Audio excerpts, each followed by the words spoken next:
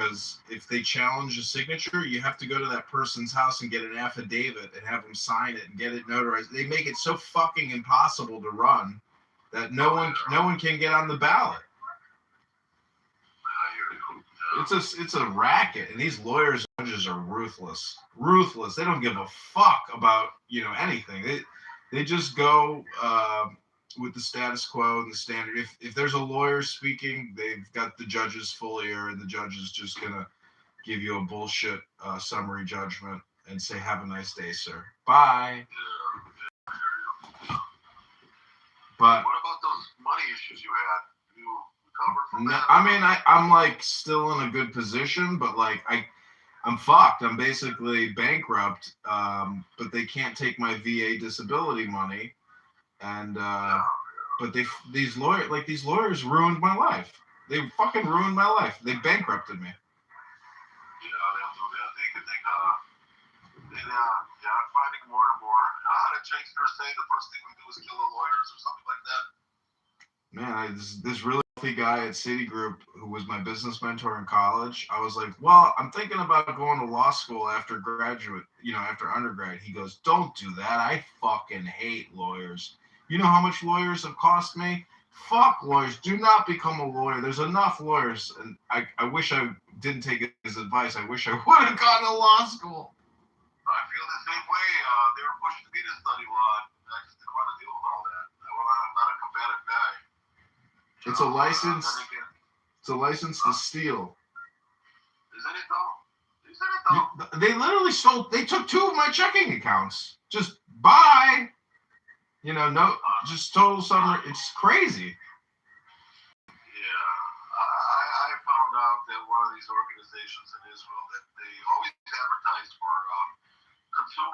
He's kind of like too proud to admit that he has that problem. But had he had that, what they call a disability, he'd probably get only $1,000 a month. Oh my God! Well, that pays the rent in a room. That's not really if you think about it, because his rent could be from me, parenthetically, but his rent is something like $500. So he'd have the extra $500 to play with, and I think he's allowed to make another $500 a month or something. Yeah. He's allowed to do something.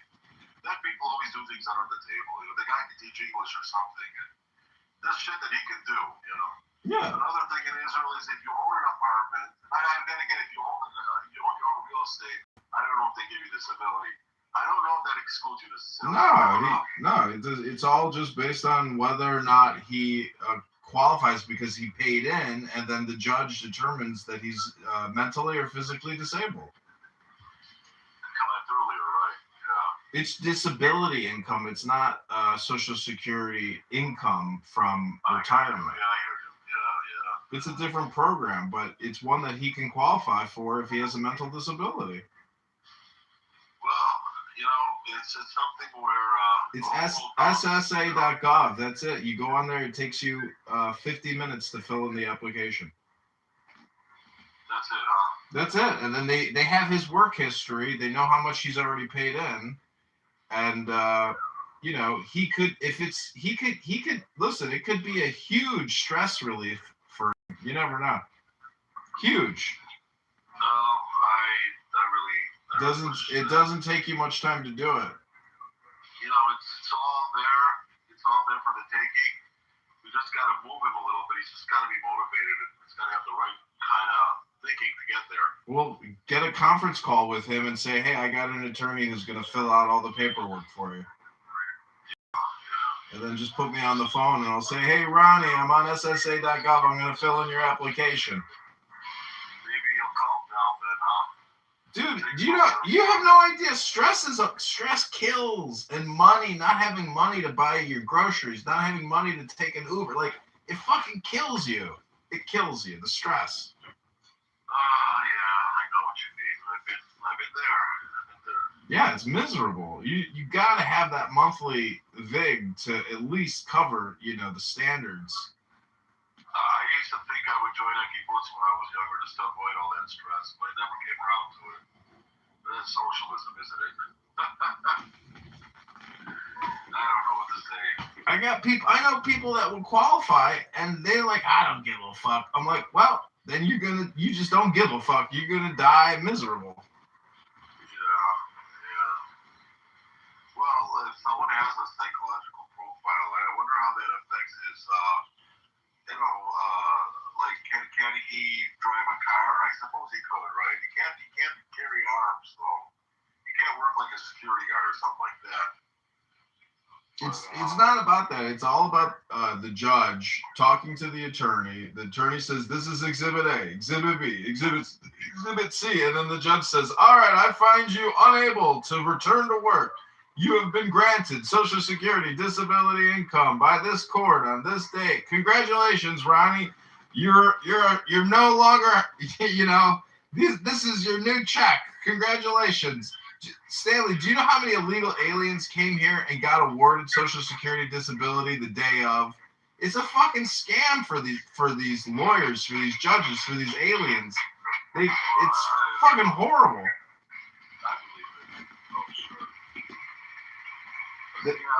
They have Social Security employees on record saying that they were signing up illegal aliens by the thousands, and they're getting the Social Security disability income for life. They're not even U.S. citizens. How do they let that happen? Because the Democrats instructed the employees to just go ahead and sign them up.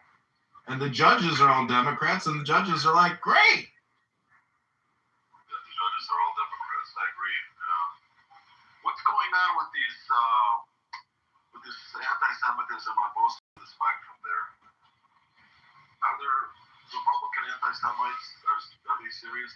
Look at Tucker Carlson. He was just in Israel. He said Herzog went to Epstein Island. He fucking didn't even know. Yeah, I was going to ask you about Tucker. That's how I got around to saying it. I am aware that there are anti-Semite Republicans. And there's Tucker Carlson, there's Candace, there's Nick Fuentes, somebody else, I forgot, Andrew Tate, but he's not a politician, right? Is he, he's an influencer. Yeah, influencer, whatever he is. But, it's one thing to be anti-Zionist. They always say this. They're like, oh, I'm not anti-Semitic, I'm anti-Zionist. But when you get Candace Owens' takeout book out, there was an anti-Semitic book written 100 years ago in Germany. You know what I'm talking about, the Talmud book? Yeah. The Talmudic Jew? Well, you're exhausted. I don't want to hold you then. No, I know what you're talking about, but it's rampant, and they're the biggest hypocrites because if they were talking about black people, they would absolutely be labeled as hardcore racists. Oh, absolutely. Absolutely. She is a big hypocrite. But she's, you want to say, okay, I don't agree with Zionism, I don't agree with AIPAC, I don't agree with blah, blah, blah. Tangible, okay, things that you can, provable or whatever, that's one thing. But to take out, a book and say that, Jewish people are this and that, and they have those traits, that's ridiculous. I can't believe we're talking this. How are we talking this way in 2025 or 26? I mean, didn't we have that in America back in the 30s with what's his name, Father Coughlin and Henry Ford and the Protocols of the Elders of Zion? How far away are we? That's absolutely ridiculous that we've gone backwards like this. They're crazy. They're total hypocrite. They don't talk about Hindu nationalists. They don't talk about, radicals in Saudi Arabia. They don't talk about radicals in Iran. They talk about the Jews, nonstop. You got Tucker Carlson. Again, Tucker Carlson, you want to say I don't believe in the lobby. You want to say I don't believe in this territorial settlement or this. That's one thing. But to take the Kabbalah and to make it look like it's something evil and to say that Jews are behind this evil cabal or whatever you want to call that, it's absolutely insane. I mean, that's outright anti-Semitism. That exactly is anti-Semitism defined.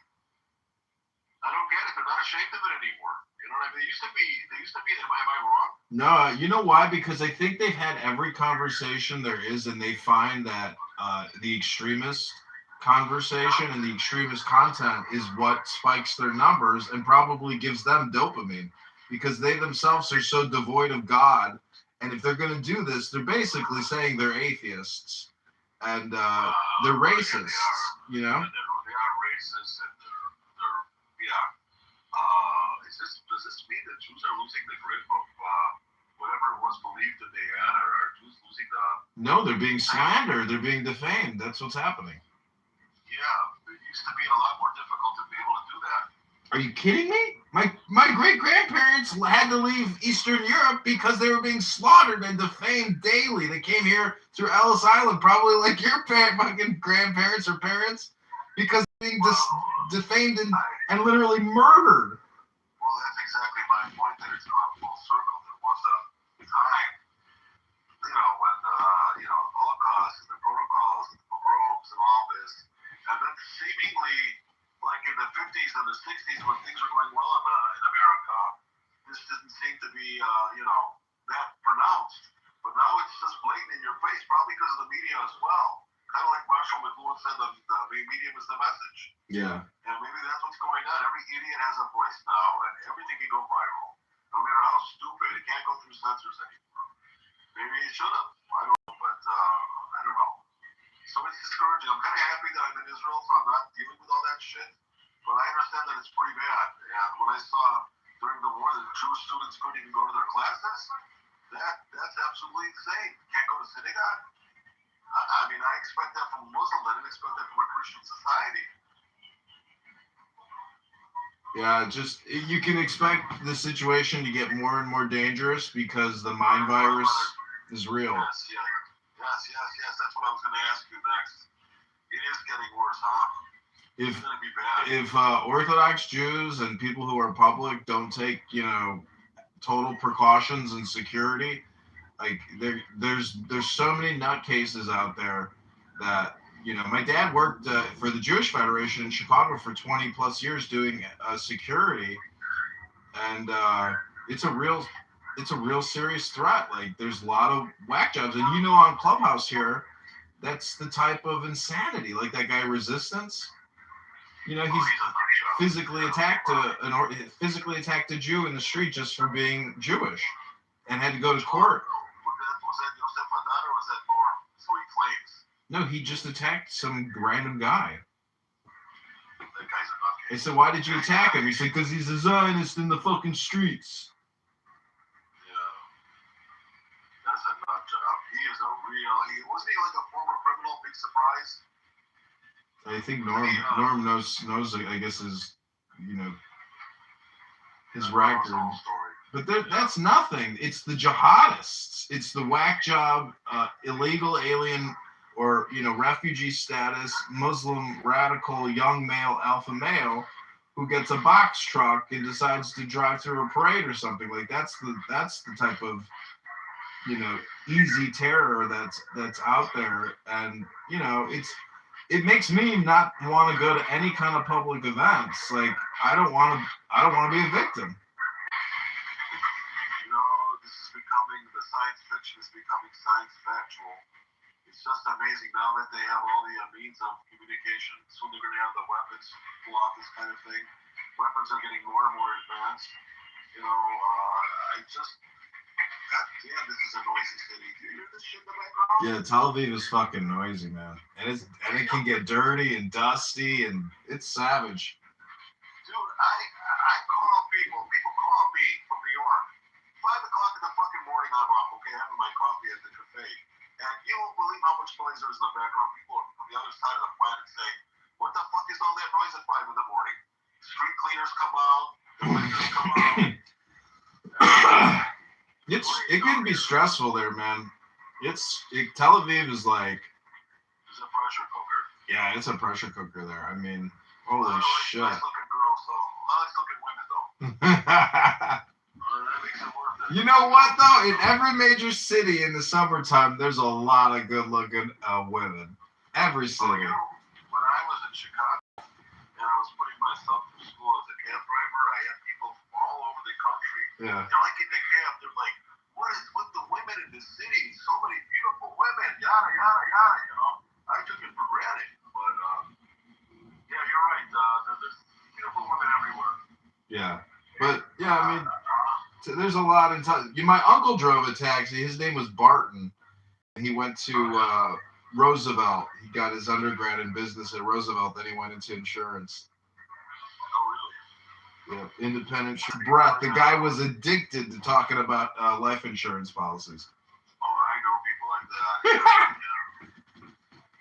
Life insurance. He would have people call him up and try to sell him oil rights, and he would say, well, have you thought about getting a life insurance policy? Oh, that's wonderful. I have a new tactic now. When they call me, I'll just go on the attack. I'll find something to sell them. That's cool. I would say, are you serious, Bart? He goes, it's called a reverse sale. I was like, a reverse sale? I was like, you gotta be shitting me. You have an interesting life, John. Yeah, I mean, I'm fortunate that, I didn't die in Afghanistan. I'm lucky I didn't die in Iraq. I mean, there's 15,000 Americans died overseas battling these cocksuckers. And, for what? For what, at the end of the day, huh? Look at all the young men that died in Gaza fighting these, Hamasniks. Young men. I mean, Oh, I know. I had a cousin that died. He was only 19 years old. He had his life ahead of him. Gifted student that wanted to be a medical doctor and all. I just know too many people that their lives changed because of this war. They've gone out there, they came back, their wives left them. All kinds of shit that that the goddamn fucking media is not going to talk about. Because all they want to do is make this David versus Goliath shit and make it a story, And genocide, absolutely. When I hear that word, I fucking lose it. Not because it's like I'm on the wrong side of the history on this one, but because it's absolutely ridiculous. The reasoning is ridiculous. It's outright lying. It's not a genocide. You know that, and I know that. Yeah, but it's funny because it's like genocide is like what happens. That's the label afterwards, and so they're just using an extreme word. Hyperbole. Yeah, it's hyperbole. Yeah. And I've had discussions with this. I don't know why, but that what's her name? I think her name's Wednesday or something. Yeah. And I'm like, let's go through this. Let's see why you think this is a genocide. And in the middle, she just stopped. She's like, well, I don't want to do this. It's a genocide. What the fuck? If I had belonged to a people like the Armenians or the Native Americans or the Cambodians or a Holocaust survivor, I would be offended if the word genocide is being used like water, like toilet paper. I don't know. It's absolutely ridiculous. Well, it's a war of words. And the other thing is it really comes down to like your mental health. And the words that you're consuming. So that's why I say I want to film these people, but I don't want to listen to them. Yeah, I hear you. It's become nothing different. It's just like the time. You're not going to take it personally. Why would people want to go in there? You know what I mean? Well, that's it. See, the human voice is so sticky. This is the perfect hypnosis because it's real. I do a little writing on the side, okay? I keep it to myself, the writing, but I want to more material, so I get onto Clubhouse. I hear the craziest things. Jesus spoke Yiddish. That was a good one. There was a few other ones that was up that vein. I'm just trying to remember them. Really ridiculous stuff. The human brain is so good at creating controversial statements. You know what bothers me? If somebody knows he's gaslighting and knows that he's trying to get under my skin, I'm not, I don't feel, because he knows he's doing this. He knows what he's doing.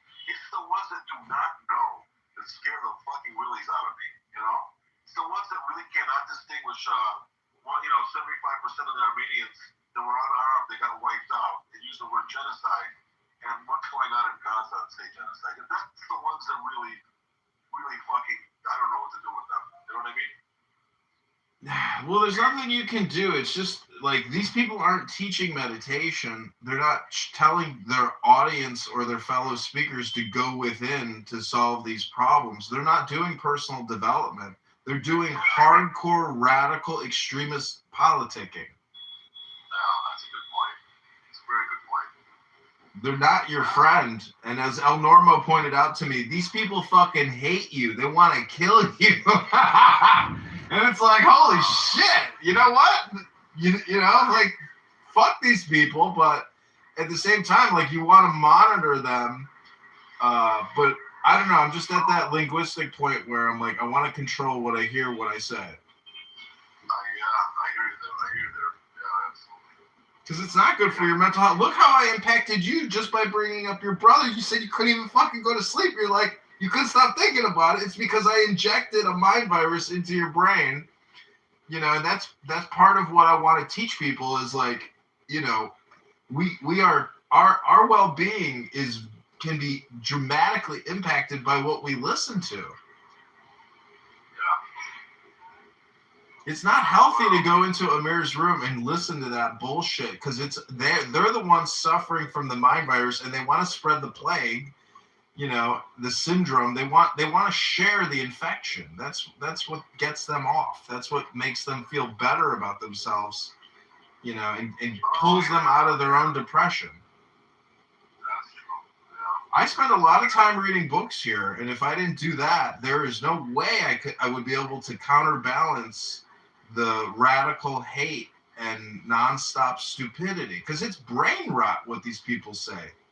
It's not based on the law. It's not based on justice. It's just based on, you know, basically propaganda, hate, misinformation, disinformation, and, you know, pathetic behavior, because all these people are exhibiting patheticism. It's not, you know, intellectualism. They're just basically wasting their time and your time. So shame on them and mock them and insult them, but don't, you know, participate with them because they pull your own psyche into their toilet.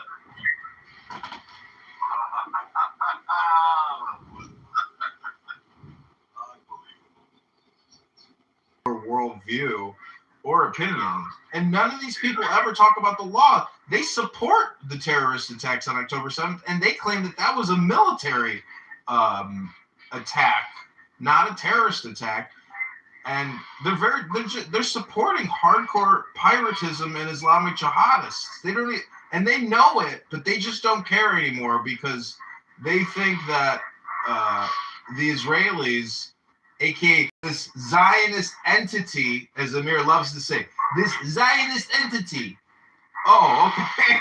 You mean the state of Israel, which is a Jewish country, you know, Jewish majority. But it's not. I mean, how many Arabs do you meet every week? How many Arabs do you see all the time? You probably see Arab Israelis all the time. I do actually. In many places. You see them working in the hospitals as doctors. You see them as dentists. You see them as even a lawyer. I see them everywhere. I see them at the cafe. Everywhere. And they don't express. Even in the grocery store, they work there. And I have a friend that works at the grocery store. She got the the Worker of the Month award. They completely incorporated, and you see them everywhere, and they're your friends. You don't know them as Ahmed. You know them as a person. You know. Hi, Stanley. Hi, Lord. Hey there. Now you sound like you learned in Shiva. What? You sound like you learned in a biblical school. Well, this is Ski. How we doing? I haven't talked to you since the previous Messiah was crucified. Yeah. You know, my rabbi said a God that can die is supposed to be stoned. Stoned.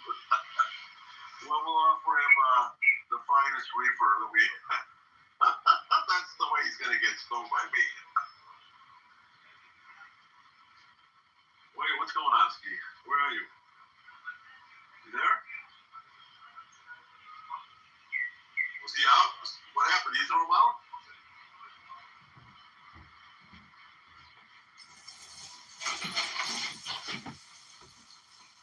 No, I think he left, but I just got a cup of tea.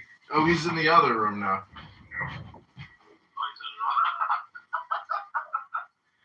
He's a nutcase. He's such a troll. Hey, Strand. Ski, what up? I was reading an article about a guy that was married to a bipolar wife, and she was stable for many years, but once she used to start going on Discord or Clubhouse, He knew she's having a manic episode. What do you say to that stat? I think bipolar is like an index. Some people manage it well. Some people, when they get stressed out, their manic behavior flares up. And so it's all about really controlling your environment, controlling your stress. You'll be, you're going to become manic and start, doing manic type of things, saying manic type of things. Do you come from a Jewish mom and Jewish grandmother? No, my mother's gorgeous. My father is Yiddish guy. So I'm a Mischling. I'm a patrilineal Jew trying to build a patrilineal Jewish state on the Mediterranean, what used to be called the Strip. But I see you have a Yiddish cup. Funny. Yeah, everybody's all about this matrilineal Judaism. I'm like, what about the patrilineals? Can't we have our own state? The patrilineal Israeli state. Piss. I call it JPAMK, the Jewish Patrilineal Ashkenazic Mischling Kingdom.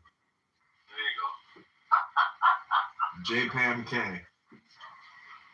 Who said your mother had to be Jewish? Let me see it written down in a book somewhere. You see, now that drives me nuts. That's the theological bullying of the Jewish narrative. We were a tribe first, but who cares? Yeah, it bothered me, when I was like immature about it or, lacking understanding. Because basically it's like, how much do you understand God? It's not about, is my mother Jewish? Is my father Jewish? It's how much do I love God? How much time do I spend studying Torah? Absolutely. It's in the heart. That's what God cares about. Is God. If you want to be more like God, you've got to study God. That's interesting. Yeah, I like that. Yeah, all these people, oh, my mother's Jewish, you're culturally appropriating my family's faith and religion. It's like, do you want to join my book club? Because that's all I care about is my book club. Yeah, it's only the most ignorant that are the most vociferous. They just sad. Yeah, what about the book club? What's going on there with that? Well, I'm in my library right now. I've got 1, 2, 3, 4, 5, 6, 7, 8, 9, 10, 11, 12, 13, 14, 15. I have almost 20 bookshelves in my house now.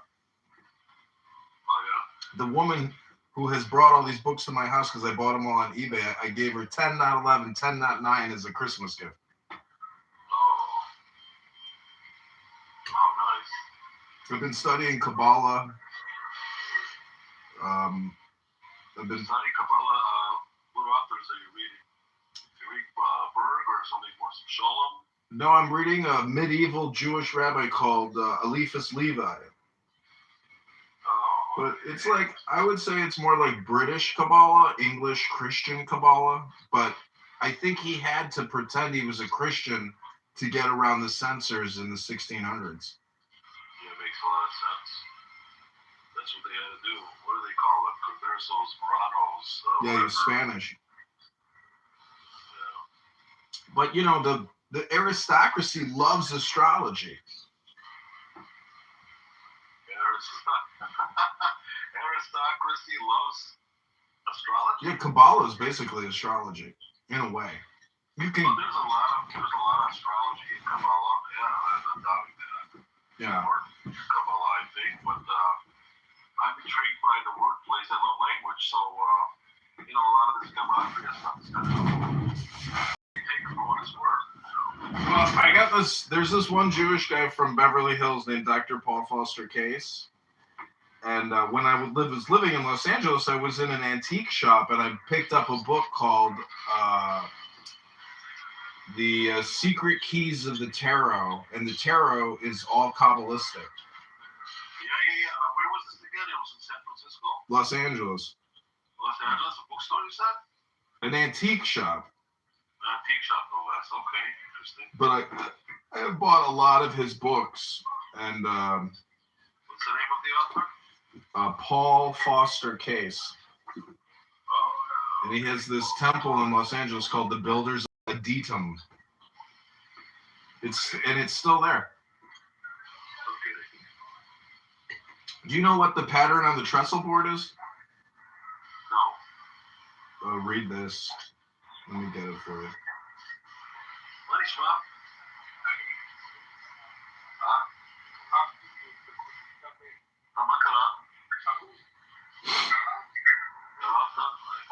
אתה עושה קפה משהו? שתית? תכף אני אסיים איתו. אתה הולך להביא לך משהו? אוקיי, בבקשה, אני פשוט אסיים איתו, זה מחו"ל. הלו? Yeah. Hello? Hello? Yeah, hello. Okay, look at my PTR, and I'm going to send you the link. But read that out loud. It's a meditation.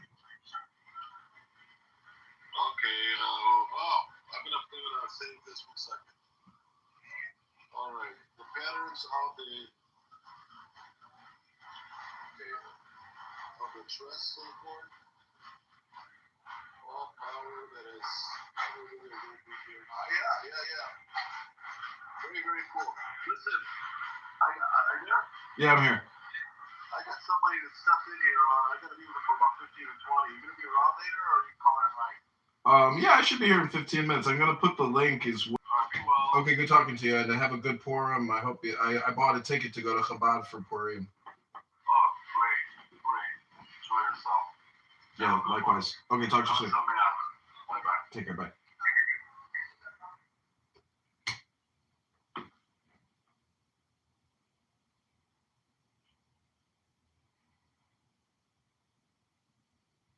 If you look, but that's a prescription. That's calling you to respond in a way. It's not saying if you don't, you can't like. No, it's not a call. It's not a call. It's not a call. If you love me, keep my commandments. It's not a call. It's not a call. It's actually saying 1 Are you plus saying 1 Jesus is equals not 2. prescribing to follow his commandments? No, I don't think it's a prescription. I think that it's something that follows naturally and organically. If you love me, you will keep my commandments. If that's the case, then why does James warn of a dead faith if it's already organically going to happen? So that's not loving. You're not loving. But you said it'll organically happen. So how do you warn of a dead faith when that's just not possible? No, I don't think that's not what I was saying. No, like James, he warns about having a dead faith.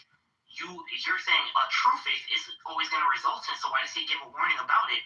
When if they have true faith, it's just going to naturally happen. True faith is loving Christ, is keeping his commandments. That's what I'm saying. Why does James warn of a dead faith then if it's naturally going to flow? Would James warning imply that it's not naturally going to flow? Faith, if it's naturally going to, why does he warn? I don't understand your question. Okay, if it naturally flows, why does he give a warning as if people can fall into it? If doing good commandments naturally flows, why does he give a warning of what? Why is he giving a warning about a dead faith? He says,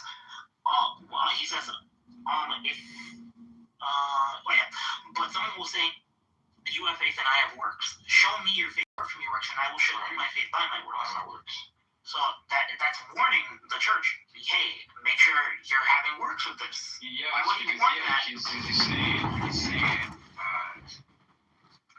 saying you have faith, or I have faith, and you have works. So that's saying he's saying you guys don't love Jesus, because if you did love him, I will show you my faith by my works. I'll show you my faith by my love. But if it's automatic, what sense does this warning make? It's not relevant. Well, the warning is exactly the refutation that I'm trying. I'm not trying to like refute you to get you, but like honestly, this is a refutation of your position. Is that a relevant warning to anyone who has saving faith?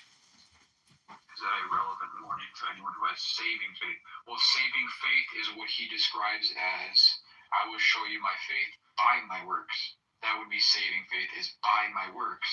No, he's talking about faith without works is dead. Is that a relevant warning? Is that something that a saved person is susceptible to? A saved person shows their faith by their works. Are they susceptible to a dead faith? Is that possible for them to have? Is it possible for someone who loves Jesus and shows his faith by his works to have a dead faith? No. Can they fall into a dead faith if they don't discipline Can they fall if they don't show their faith by their works, or they choose to turn away? Yes, they can fall into a dead faith. Okay, so then it's not automatic. It's something that requires discipline. In It's other not words, automatic. If you love then Jesus, you can't say it'll naturally follow them. It won't naturally follow. You need to discipline yourself. So you need to discipline yourself in order to have faith. Yeah, Paul even talks about disciplining yourself. Well, not in order to have faith, in order to have a living faith, you need that. Okay, fine. Okay, so then it doesn't naturally flow. You need to do. So, are you saying? So, are you gonna revise that? What you said about it will naturally flow? I said that it wasn't a call. It's like an organic flowing of your love for Christ, meaning like you love Jesus, therefore you do follow his commandments. Okay, when James gives that warning, is that under the assumption that some people do have faith but are lacking works? You gotta lay off the pizza.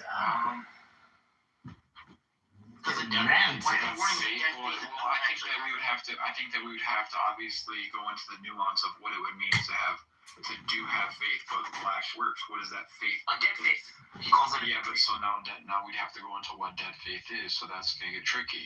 It's a faith with works is not a salvation issue, guys. If you've got true faith in Jesus, all that works and to live a Christ life will just come naturally. The Holy Spirit. That's what I was trying to say. But so I guess what the argument or contention would be is, Well, you think a book is gonna read itself? How could it be? Then again, the warnings in James don't even really matter because that wouldn't be relevant to anyone who has a true saving faith. But you just said no. You can fall into a dead faith even when you have living faith. well, you can follow it. You can follow it, of course. You can follow You it. said anyone who's truly saved is going to have works follow. Yes. So then that can't happen to them. How could they fall into a faith if their true faith is always going to result in good works? Because their true faith is stemming. To keep yourself. I think we have a failure to communicate. What? I think what we have here is a failure to communicate. We might. That's a movie quote from You might be right. Cool Hand Luke. Hello? So, anyways, Hello? Last Supper. So that's my point. Then so I just want to know: will it naturally flow, or do you have to discipline yourself? Because those are not the same thing. Well, are you trying to invoke the Holy Spirit? You can't just like snap your fingers and get the Holy Spirit to come. Hello? Yeah, well, I think now we have to go into like certain specific situations, like certain contexts of different people. I mean, I don't think that question is just like something that you can generally answer for everyone. Everyone comes to faith. It says you come to faith by hearing, right? I mean, we have to interpret in light of all the scriptures.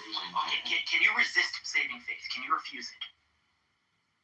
Can you refuse it? Yes. I'll have to get back to you on that one. I'll have to think about that one and actually go by what the scriptures say. Because if not, you're affirming what like the Calvinists believe with irresistible grace, and it seems you would believe in perseverance of the saints too. Yeah, that's what I was saying. I don't know about that one because that was. Can you refuse saving faith? I don't know. I don't know about that one. Did you lose salvation? Yeah, I definitely believe that you can lose salvation. Then how couldn't you refuse saving faith? Refuse saving faith. What would losing salvation be for that? Because we're treating faith like it's an object that you're catching out of the air, and I don't think it's like that. No, it's just can you have had it and then no longer have it? It's not like a football. It's your faith is something that is obviously. So I lost my set of keys. No, but I mean, just let's use Hammond's razor. Like you know what I'm. Like, no, I'm sorry, Grace's razor. Like you know what I'm saying by this. Like I'm not saying like an object. I'm just saying, can you have done it and then stop doing it? Can you of your own volition choose to stop doing it? Yeah, I believe that. Okay, then you believe you could lose salvation. That also means you could resist saving faith. Could resist saving faith. You could choose to not exercise it anymore. What would you describe as someone receiving saving faith in the Bible? To believe. So can you give me an example of someone receiving saving faith in the Bible? Yeah, when they hear the message of Jesus Christ and believe on him. Okay, so when the Lord Jesus sent out the apostles to heal the sick and raise the dead and proclaim the good news, proclaim the gospel, were they saved? When he raised the dead when he sent the apostles out. And then what? And he says here. I don't have the. What, the people believed on their words? Yeah, they would be saved. No, the apostles themselves. Maybe not Judas Iscariot, or maybe so. But for the rest, yeah, I could definitely say yes. Okay, but that's hold on.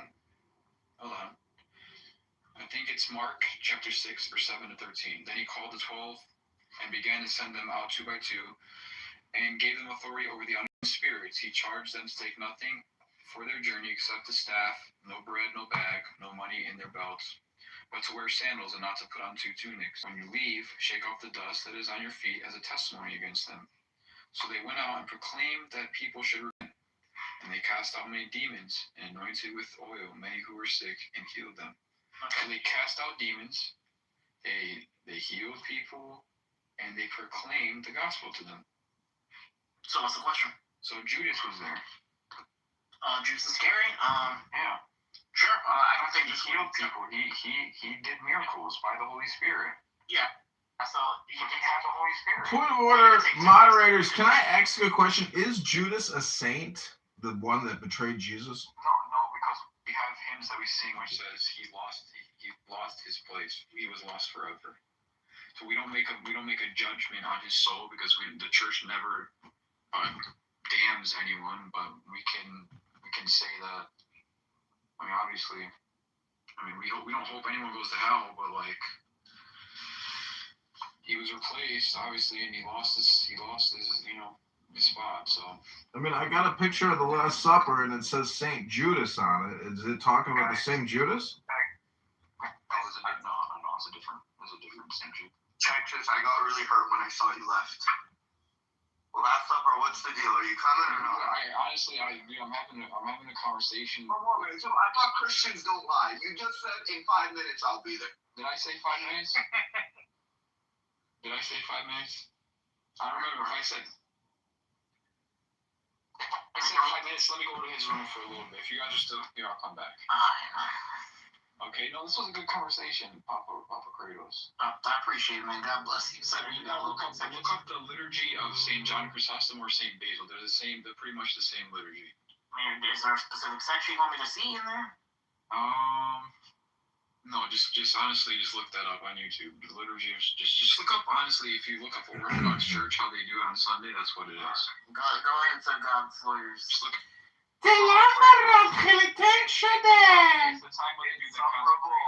Where did God's lawyer go to law school, and did you pass the bar yet? Hello? Lord, you're invited. Listen, I'm not a lawyer. I'm nothing. I want to be educated on this Trinity, this Jesus stuff. If I go in there and you don't show up in 2 minutes, I'm coming back. Wait, insufferable, are you there? Is he there? You want to know about God? Why don't you just read the book, lawyer? Supposedly you represent a book. Why don't you just read the book yourself? Hello? I've never read it in all my years. Some people want the Holy Spirit to come, but they're not even willing to read the Holy Spirit's book. Hello? Oh my God. Oh, tell me about this Holy Spirit, please. It's all powerful. It's all knowing. It's everywhere. It's pervasive. It's intuitive. It's galactic. It's universal. It's omnipotent. It's omniscient. It's unlimited. Hello? You believe Jesus is your God? Yeah. Lord? Hello? Don't get quiet now. You were just saying you're opening. Okay, bro. Your boy Last Supper just went over there. Go into video. Okay, all right. All you guys are welcome. He's going to come back. He says he's going to come back. Ribono Shalom. Yeah, well, here's my honest question. Why do we allow these fucking Jews Whoa. Why do you have to put an F word in front of the J word? Jesus. Where's your Holy Spirit? I don't, in a word, don't you know what, the Jesuits say? They say, in a word, be a saint. It doesn't sound to me like you're very saintly. It sounds to me like you're a little angry. Nobody cares what you have to deal with. Oh, really? Are you projecting onto me the fact that nobody cares, about what you have to say? That's the one projecting, but hey, There you go, projecting about projecting. This is John Kitover. Hey, it's the skiff. It's the White House attaché, the point of contact for everything. Oh, she can barely string a sentence together. I'm sure she worked at the White House as an intelligence operative. Here she is trying to out the Lord with that cute red hair and that black and white photo. You're not fooling anybody, E. what the fuck is he talking about? You're insufferable. Good. Jesus is God. Amen.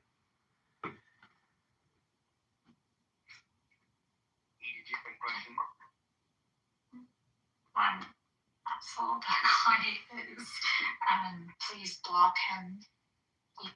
He records every. Excuse me? This room's on replay, E. Your black and white photo is not fooling anybody, Catfish. We all use dating apps, and whenever a woman uses a black and white photo, we know to swipe left.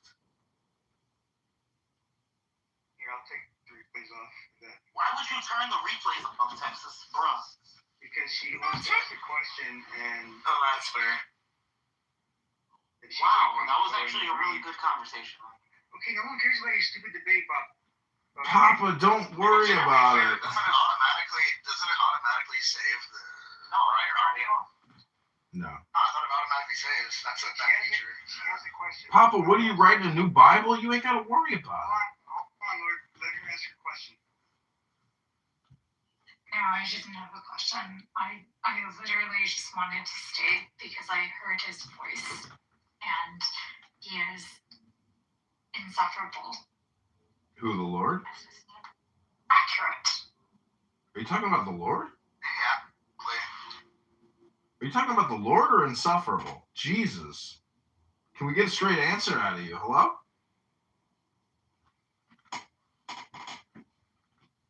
World Cups. You booked the room. Nazi bitch.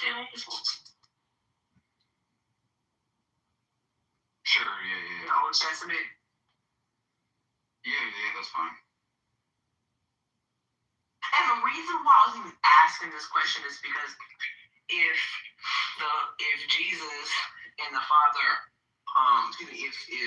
if Jesus came here to be about his Father's business, and he comes in his Father's name, then we can understand that his Father's business would be in the Tanakh and Torah. That's why I'm asking you, because I have read both the Old and the New, other quite ripping books, including the Apocrypha.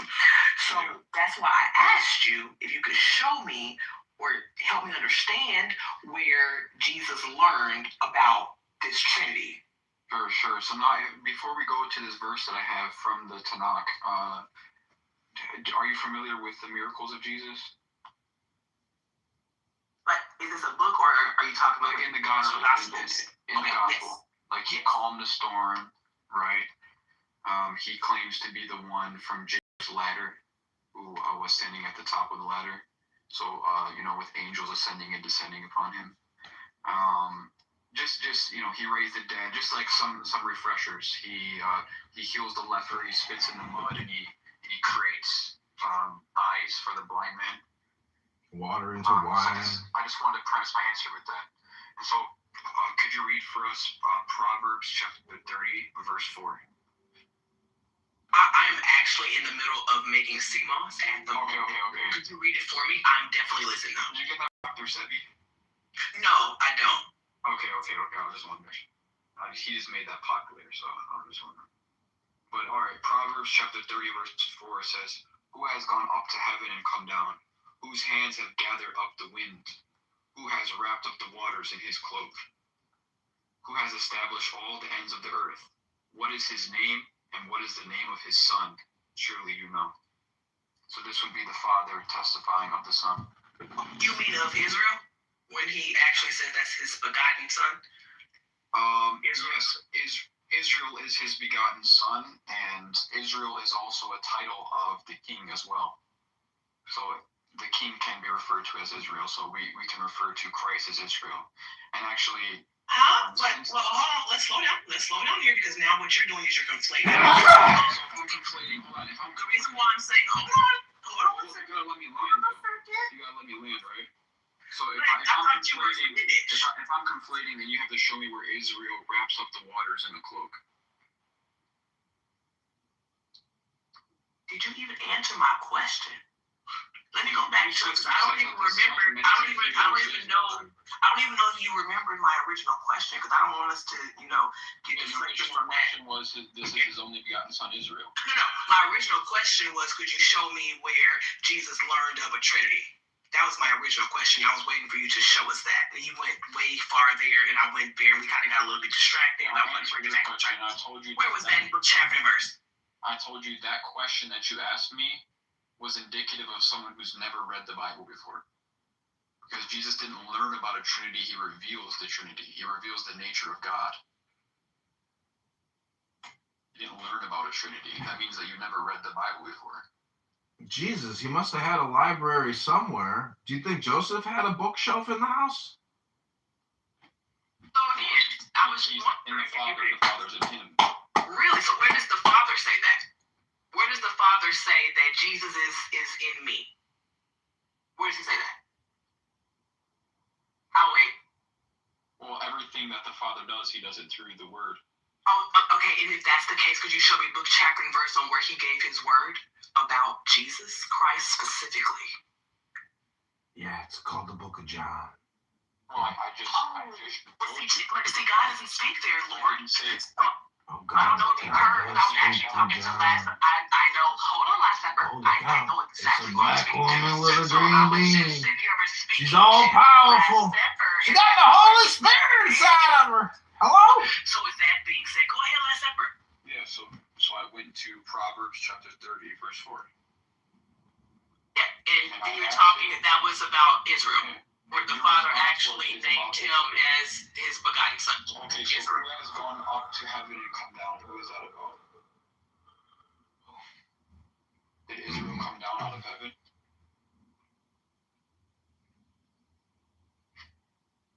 What are you speaking of, sir? Hello? Proverbs chapter 30, verse 4. Who has gone up to heaven, come down? And did Israel come down out of heaven? He the third person to bring up this. That's why I'm confused. Yeah. Yeah. I'm confused too. Did Israel come down out of heaven? It don't say. Said, take ye away the stones. Remember, we were buried in sepulchres the fourth time. So they had a stone in front of his sepulchre. Go ahead. Martha, the sister of him that was dead, saith unto him, Lord, by this time he stinketh, for he hath been dead 4.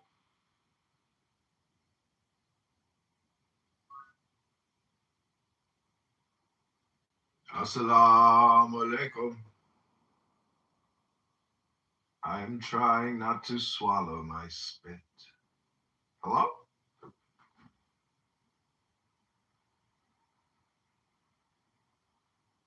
Think of yourself with clear.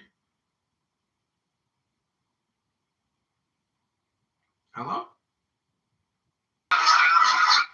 Well, I won't play that part. I want to play it for the other person. I can send it to you. Yes, please. Bro, play it. Prince, play it. Joey. I can't play it. Doesn't. I don't, my phone is messed up. Joey. Jack. Sure, German. Joey. 1 second. I'm looking for it. Is it the one when he mentions all the countries? Not the one where he mentions all the countries. He talks about, why he needed to fight the Jews back and drive them away because they were basically We're talking about Uncle H. Yeah. Like he was explaining himself and they translated. He's what's that thing with the? That's funny. Yeah, When they he got- mentions Palestine, the whole congregation starts laughing There is no Palestine. Why did they laugh? because of the British occupation, and of course, it's And also, there is no Palestine. that's why they were laughing. Okay, shut the fuck. That's why Mikhail's not gonna summon you. But Hitler did make it to send them there. Yeah, it was a temporary deal with the German Jews, but I think Alfred Rosenberg made it clear that this wasn't a solution for all of Jewry. Because they knew exactly what their plan was, which was to go back to Palestine. They didn't support that project at all. So what was the meeting with Al-Husseini about? Do we have any records? So obviously, that's not true. Okay. He was making things up for no reason. Okay. Did you even know who Al Rosenberg is? Excuse me. Shut the fuck up, bitch. No, but what you're saying is not true. So let's go from there. Okay, tell me why it's not true. Watch this, guys. Watch I don't know what to. That's not. This fucking guy, bro. How is Simmy talking to this guy? Alright, David. Are you guys playing clips or what? What's going on? So yeah, friends, go ahead and play the clip you want to play. No? Why do I keep being ignored? Should I just be a fucking bitch? For now? What is your question? What are you trying to say? Oh my god, no black rabbi wants to talk, bro. It's a clown show tonight. The fuck? Alright, Prince, link in the We chat. can only do one at a Prince, time though. link in the chat. That's it gives you the full context of Hitler's speech and why they all laugh. And how do you know what's AI and what's actual real? Oh my god, this video was posted 14 years ago. The Husseini video? No, I believe it. I mean, we know he traveled to meet Hitler.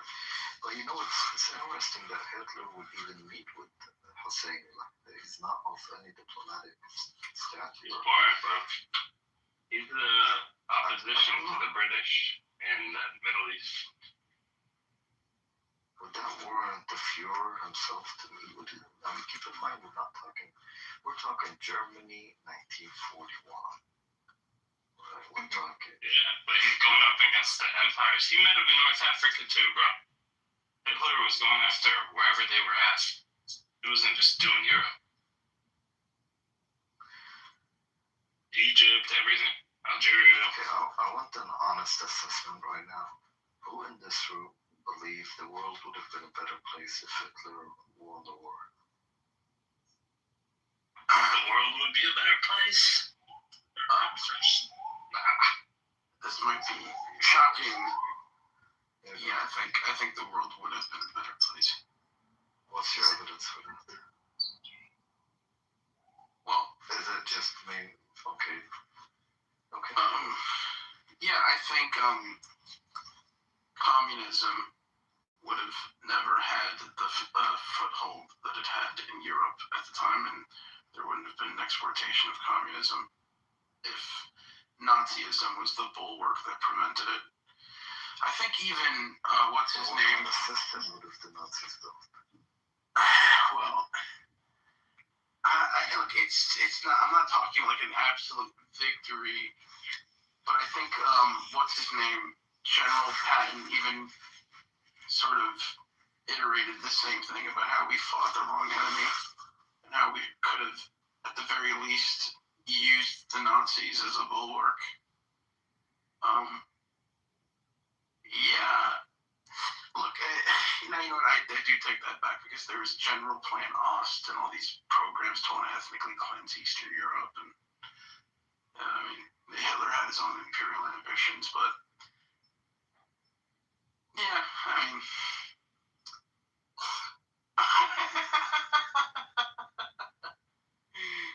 Yeah, I don't know. It's hard to say. I mean, they say World War II is the good war. I mean, look at what had transpired after World War II. A lot of bad things. Set a precedent. The American Empire replaced the British Empire. What's that guy's name? Bernard Baruch. You guys talk about the past because we really don't have any real independent paint or any real imagination. We're talking about hypotheticals here. Yeah, but why not hypotheticals for the future? It's the past. You're holding on to narrative.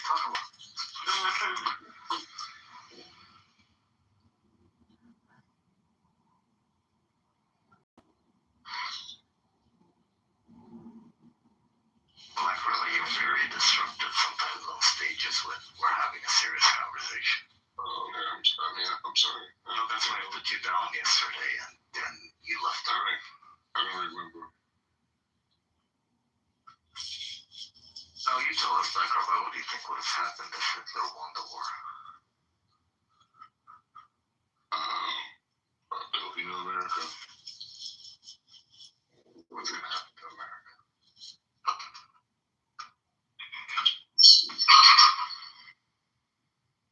Actually, I just read an article that attacking all white thinking. There's an echo.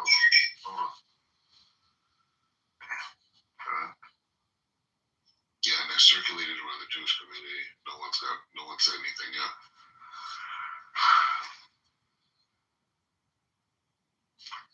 Joey, what do you think would have happened if Hitler won the war?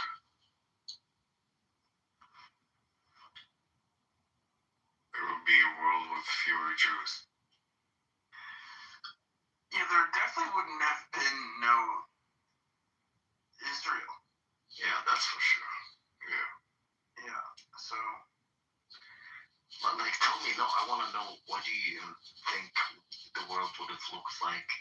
Technology development, the economic system in the world, trade, would there be a global system? What do you think?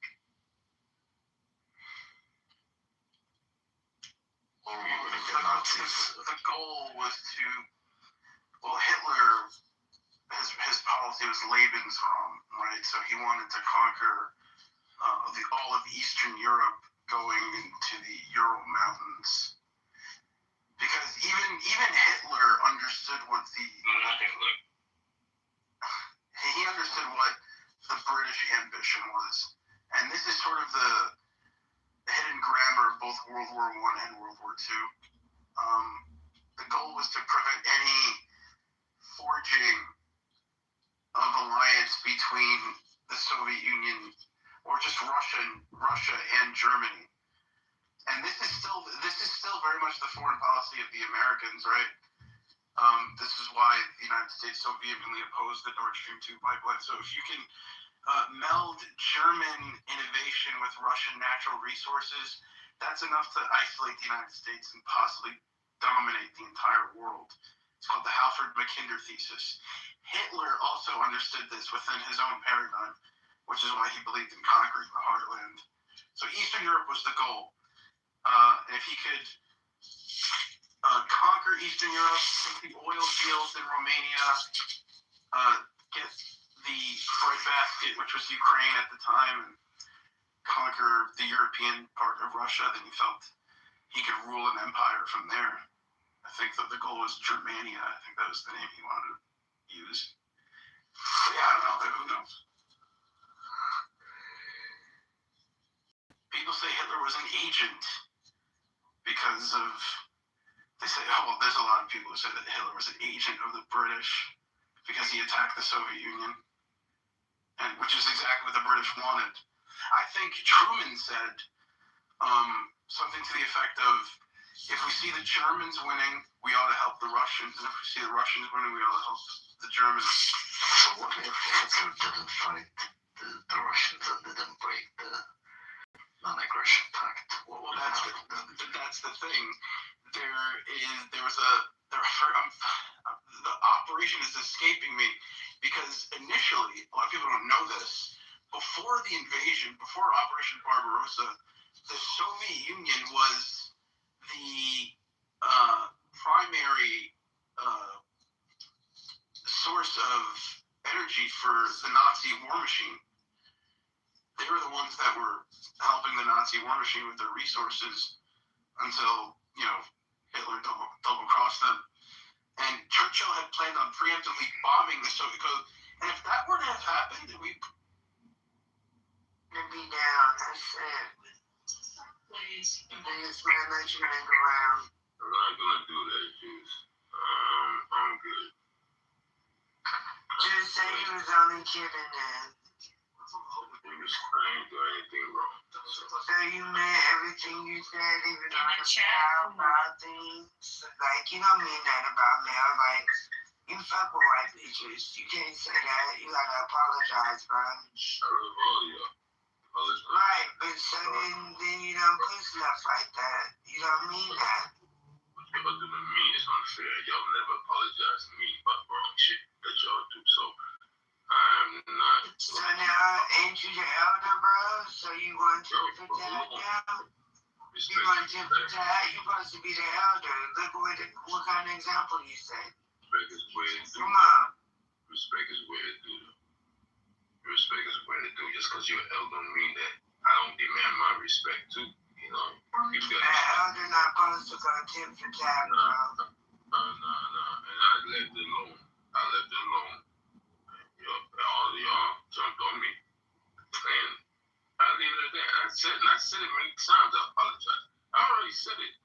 I said, y'all got this. It's good. And y'all made jokes of it. It's just fun and games. It's jokes. I laugh and everybody just jump on OG Clubhouse and call me this and call me that. And I'm supposed to sit back. Nah.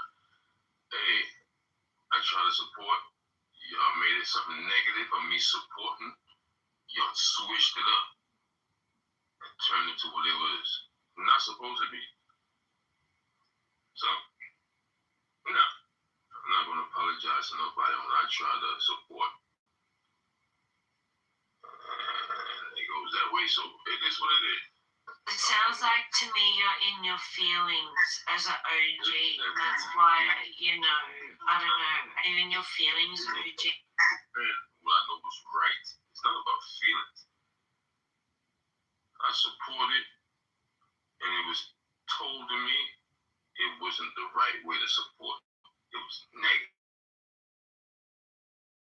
I'm like, So let's get down to the nitty gritty, because I wasn't in the room. What are you talking about specifically? If you talk to your brothers and your sisters, they will explain. No, I'm asking you because it feels like your efforts. It seems like your efforts keep coming up short, and I'm just the observer. I'm not trying to get emotional with you. It's not emotional. You've been talking your shit about me too. You was not in the room when they went down, and I get it. But there's no need to explain it to you. You know how this family moves. And I said, fam, I'm not Secretary of the chat. I'm the secretary. Juice. One pause. Juice. Am I the secretary of the chat? I wouldn't even expect you to understand my point. I wouldn't expect you to understand my point. That you're gonna always take the family side against me. So I get it. No, it's not about sides because it's they. Are you a they? We're us. We're a us and a them. It's always us, never them. And if you're a they, you're saying that you're not part of the bloody bunch. So just say what it is. Juice, are you hearing this? Just say what it is. That's not a reality. Everyone came across me the wrong way. They felt I said this, I said that. I didn't say nothing wrong. And it was just pulled in. Yeah, but you know what it is? Duck season. You know what I mean? Everybody's getting called out on their bullshit. And as a secretary out of the chat, I'm calling you out on what you put in there. It's disrespectful. So apologize. I ain't apologizing about a goddamn thing because I ain't do Yeah, okay. There we go. I donated and niggas want to take my donation as something negative. Come on, man. I'm moving you to the trunk. So you get the fuck down there, pussy. Too late. Sorry.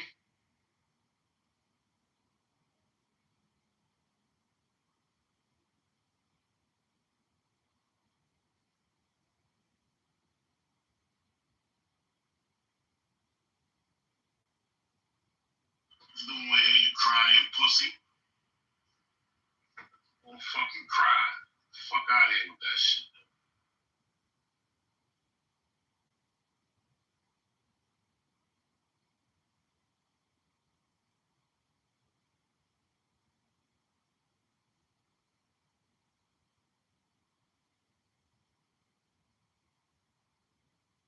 She said for you to apologize, bitch. That's what the fuck you do. You apologize, pussy. Look at you like a female, like you doing shit that females do, pussy. Look at you. She confronts him.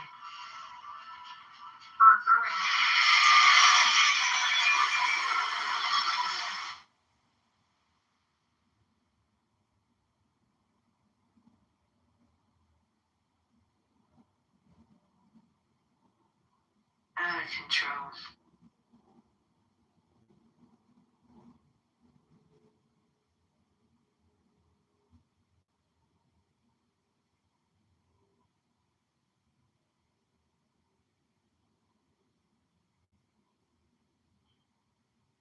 So that nigga whole G Clubhouse. Cause you's a hoe.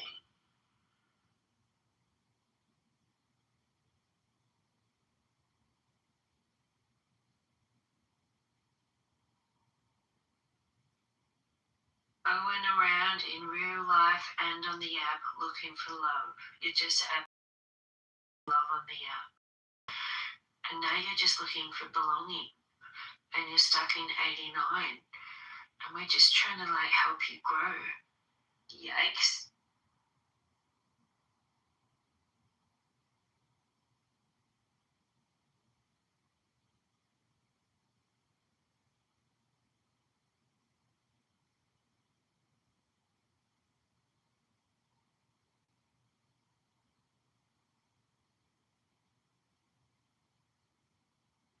Juicy was right. He said something about 6 months. Some people ain't gonna be here. Look, he's talking about himself. He's talking about himself all the time. It's crazy. Yeah. Now look, we had this sitting on this punk pussy right now. Real punk pussy. Literally SOS with no phone from the trunk. That's crazy.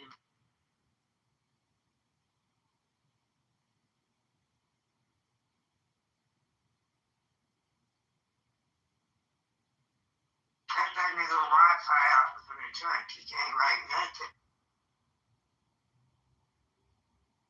You can take the tablets from him, yo. Take the tablets. That's a fact. Tablet gone.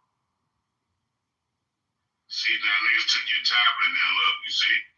You gotta really treat you like a little nigga.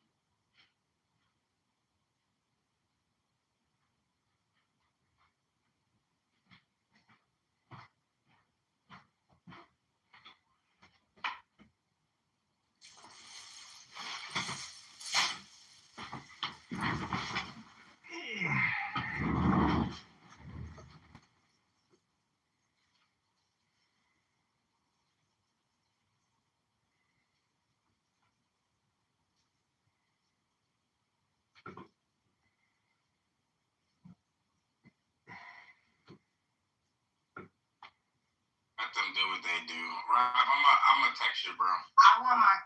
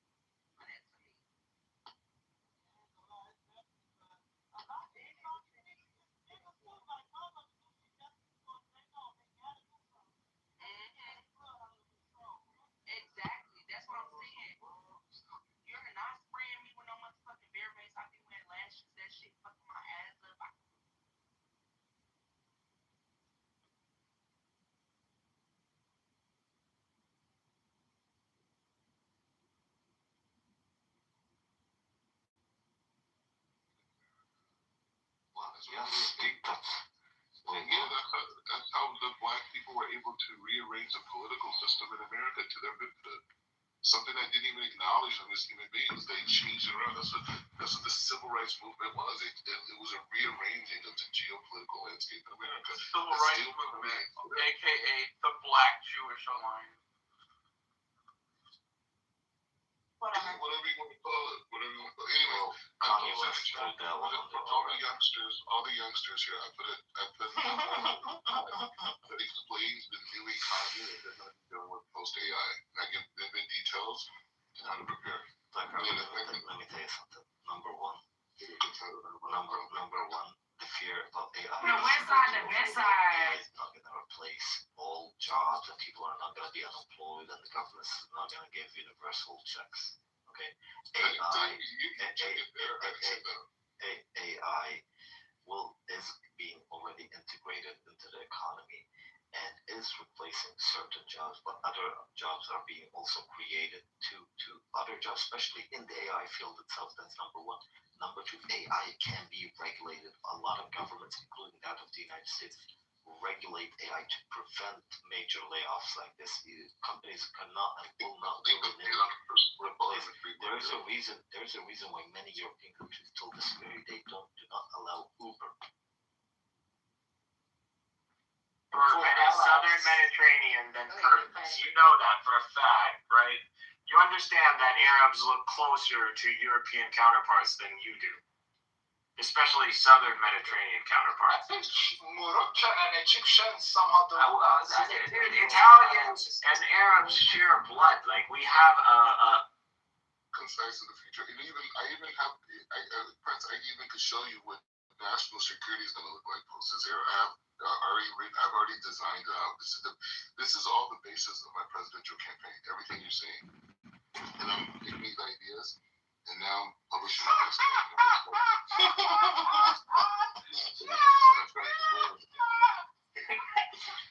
Wait, why are you laughing? I'm confused. That's all you can do when you do this. Exactly, bro. It's fucking ridiculous. Wait, I want to ask Joey. Joey, do you know that Black Rabbi is running for the White House in 2032? I'm sorry, I didn't hear you. Can you repeat that? Did you know that Black Rabbi is running for White House in 2032? How normal you? Oh, great. Someone will come up and tell us how Black Rabbi is not a Jew. Because I believe he is a Jew. Tell us how your coffee date was. Everyone. Is your name Black Rabbi? Yeah, normal. You should come up and tell us how his coffee day was. Where's all normal? That's how he talks. No, normal in the goo. Normal loves telling Black Rabbi he's not a Jew for some reason. Yeah, Black Rabbi knows more about the Torah than normal ever. I just put in the chat a whole outlook. I have a question for Black Rabbi. So scared to his soul. Black Rabbi, do you consider El Normo to be a Jew? I think that's the real question. He doesn't. Wait, what makes him a Jew? He doesn't keep Torah. He doesn't keep Shabbat. Shabbat. He's always on Torah is not the basis of what makes you a Jew or not. It makes you a good Jew, even with Torah. So what makes you a non-Jew? What makes you a non-Jew? Converting to Christianity. Two factors. One way, either a person has a Jewish mother, right? So what makes you not a Jew? Or a person is like me who took on the Torah and went through the ceremonial process to do it. So do you believe that somebody can be born to a Jewish mother, be an atheist, and still be a Jew? Yeah, 100%.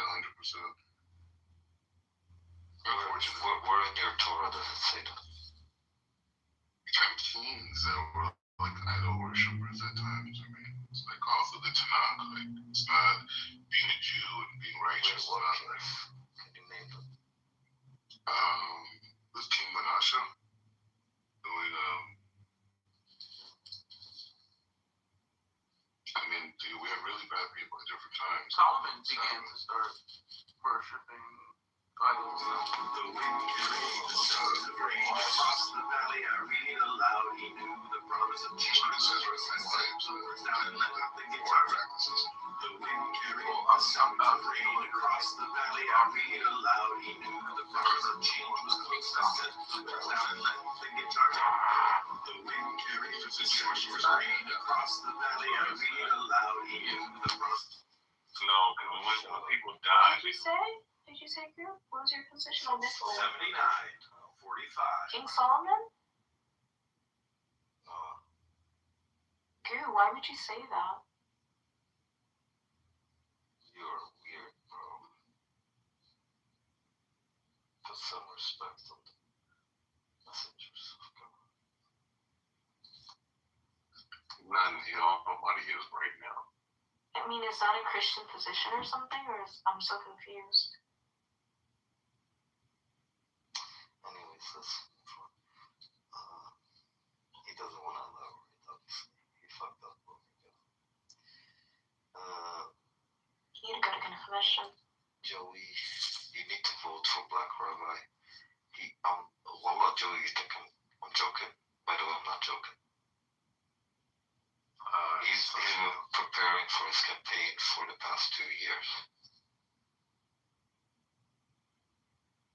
Black Rabbi, what makes you think? By the way, I've never asked you actually, are you running as a Democrat or Republican?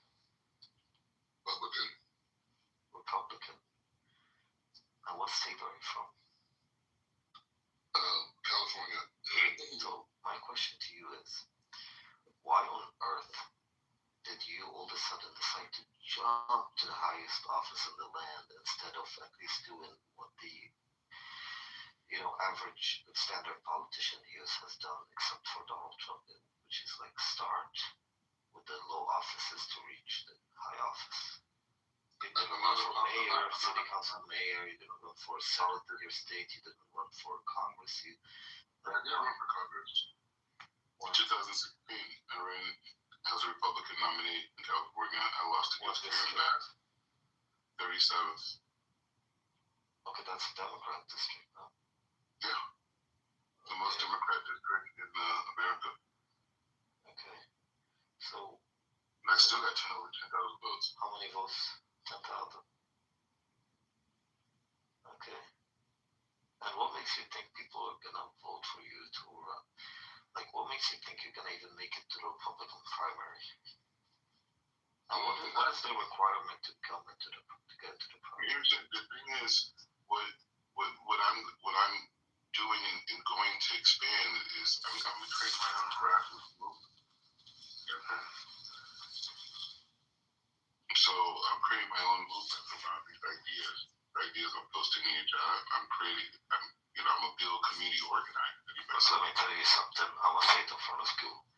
If 5 years from now we see Black Rabbi on CNN or on Fox News in the primaries, that's it. I'm gonna do something really violent to myself.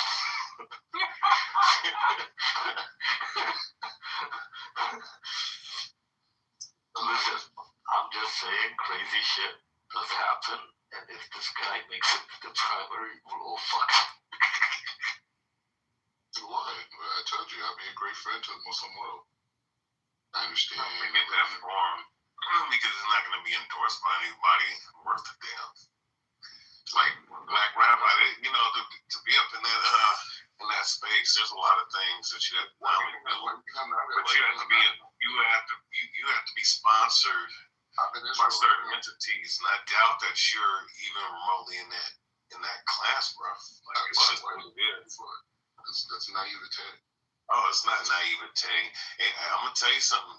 How would you do it? Getting involved in politics, you're gonna go against the Torah. You're gonna go against the Torah doing that. I'm bringing the Torah to politics. Well, you know what's funny about the rabbis over there, like the ones that are high caliber, they actually understand what the Bible's saying or what the prophecy says. Wait, what is the normal talking about in the chat?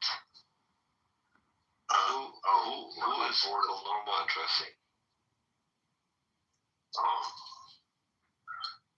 Wait, is he talking to me? No, I think he's talking to Black Rabbi. Oh. Can you clarify, Mr. Jew, in the chat you're referencing? Uncle, how'd you get kicked out of the room? So anyways, the point is I posted it in your chat. Basically it's a new global form of global governance, and it's a applicable method. No, forget about that. I have a potential voters for you in the room. I want you to make your case. I want you to tell them briefly about your economic program, your education program, your I have it policy program. I have it right now, and I have 5 books ready to come out of that. Okay, give us surface level information on these topics. And I think Joey works on politics. He can be one of your grassroots. No. Black Rabbi, are you gonna pay your employees, or it's gonna be voluntary? You know, most of my campaign is going to be teaching people Kabbalah. Wait, what the fuck? What does that have to do with running for the White House? Well, what it means is that I'm going to be the first spiritual president to ever be in the White House. Not religious, spiritual president. No, Trump, no. There's been many. All the presidents practice Kabbalah. Trump practiced Kabbalah. That's in his diary, bro. Like we're talking about spirituals, where they worship Satan, which actually all of them do. They all practice the dark arts, bro. So to sit up here and say that you get up in office, you know, you understand that. Black Rabbi, what is Kabbalah? What is Kabbalah? Joey, you know what Kabbalah is? Yes. What is Kabbalah, Joey? Yeah, exactly. Good question. I would rather Black Rabbi explain it because I want to see his perspective on it. Okay, go ahead, Black Rabbi. Sure, Joey, go ahead. So basically, like in a bullet point, the American people have suffered through policy because the policies have never addressed their inner soul. No, define Kabbalah. No. Kabbalah, that's something separate. Kabbalah is like, you would say like, is it magic? Not at all. It's like saying like, you know, like quantum physics says that I see is less than 1% of reality, right? And there's a whole 99% beyond what's going on around us. They call it string theory, different things. So Kabbalah addresses the world, not just of the world you can't connect to your five senses, but the influences that creates that world. Okay, that is not saying much. What is Kabbalah? Where did it come from? Who practice Kabbalah? Do all Jews believe in Kabbalah? Are there Christians who believe in Kabbalah? I have some questions. What's your proof? Our sources. Adam was in the Garden of Eden. The angel Raziel came to him and brought him a book that taught him, that showed him all the future worlds, showed him how to connect, how to do sacrifices, all these things. That information was passed on to all these people throughout history. So what you're saying is Adam is not actually the son of God then? Or he's not a creation of God? Of course he was. What are you talking about? Because you just contradicted yourself by saying, you know, like what Kabbalah is. No, I didn't. I just don't think you heard me correctly. I said Adam, the first man, was given a book by the angel Raziel. Mm-hmm. And the angel Raziel, the book that he brought him was called the Book of Adam. And it showed him the future world, it showed him how to connect to God, it showed him the cosmic coordinates and everything. And he passed that information on to his sons. And eventually the sons died, and then Seth came, and Seth passed it on to Enosh, and it went on for generations. So what are the pillars of Kabbalah? The pillars? Yeah. What do they stand for? No, Kabbalah is just a deeper understanding of the Torah. A deeper understanding of the Torah? It takes the Torah, yes, this is the Torah. It takes the Torah and it turns it into codes. It turns it into systems of thought, not just stories. You can read on the literal level stories. But going past that, the letters, the gematria, the structure, the phrases are all explaining different cosmic coordinates, how the moon aligns, how human anatomies develop, how they interact, key points throughout the year where you can achieve certain connections, elevating your consciousness, transferring healing, creating healing, all these things. Okay, so real quick, Black Rabbi, so I want you to understand something, because you mentioned gematria. This whole world's run off of that, right? And if you don't think that the people that's been in office are not aware of Kabbalah, and also to gematria, it comes from Kabbalah, which is the practice of coding numbers into letters, right? Then you'd be sadly mistaken to think that you would be we would come into office bringing that knowledge. That knowledge is, Everybody uses that knowledge. Everybody, the high elites, and everything that we see around the world that's going on, they do things through numbers and letters. They do things through codes, right? So, with that being said, you're not doing anything that they don't know. So, I don't think you're bringing anything revelatory to the office at all.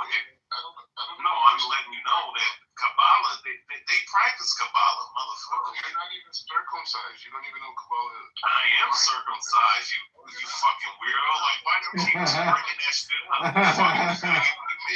You're not circumcised. Just because you went Yes, to no, I'm not circumcised, even though I was circumcised. Make that make sense. Why the fuck would you bring up circumcision, you fucking cocksucker? Because your intellect is not evolved. What the fuck is wrong with you? Yeah. Goop, can you run this check on Ray to let us know? Like this, I'm just saying, like, who's...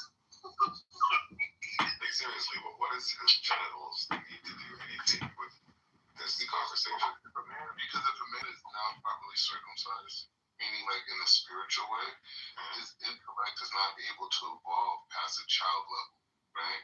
So that's why most Western and Eastern philosophers and thinkers have a very dismal, dark perspective about reality because their intellect is not much further than a crying baby, right?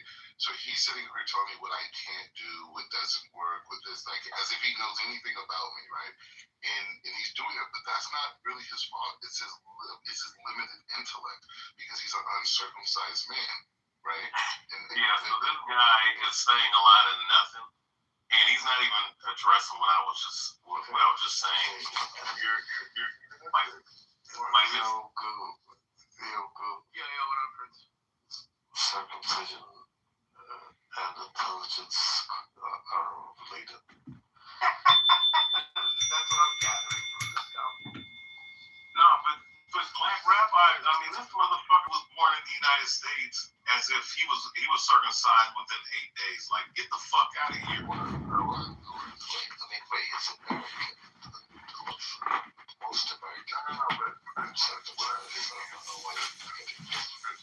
When you are, like, say, I'll give you two examples. When you're born into Islam, the people who do your circumcisions, if they are Muslim, they're doing it with the mindset of fulfilling the obligation God gave to Abraham.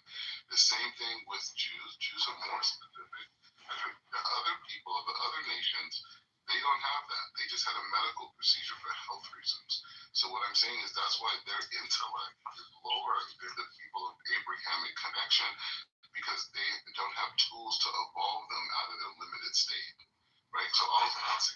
You see these attacks. I understand it's like it's a ritual, but like I don't understand the connection to intelligence. Like, yeah, so this is the thing. Wait, Black Rabbi, doesn't make sense to me. Black Rabbi, do you believe? Wait, hold up. Do you believe? No, Jack. I believe you're a heathen. You believe that I'm a heathen. That's cool that you believe that. I mean, even though you yourself don't keep the Torah. But with that being said, Black Rabbi, since you brought that up, do you believe in any of the epistles of the apostles at all? No, it's for the heathens. Oh, it's for the heathens, even though it's for... Yeah, I was just making... Okay, I was going to make a point, but that's fine.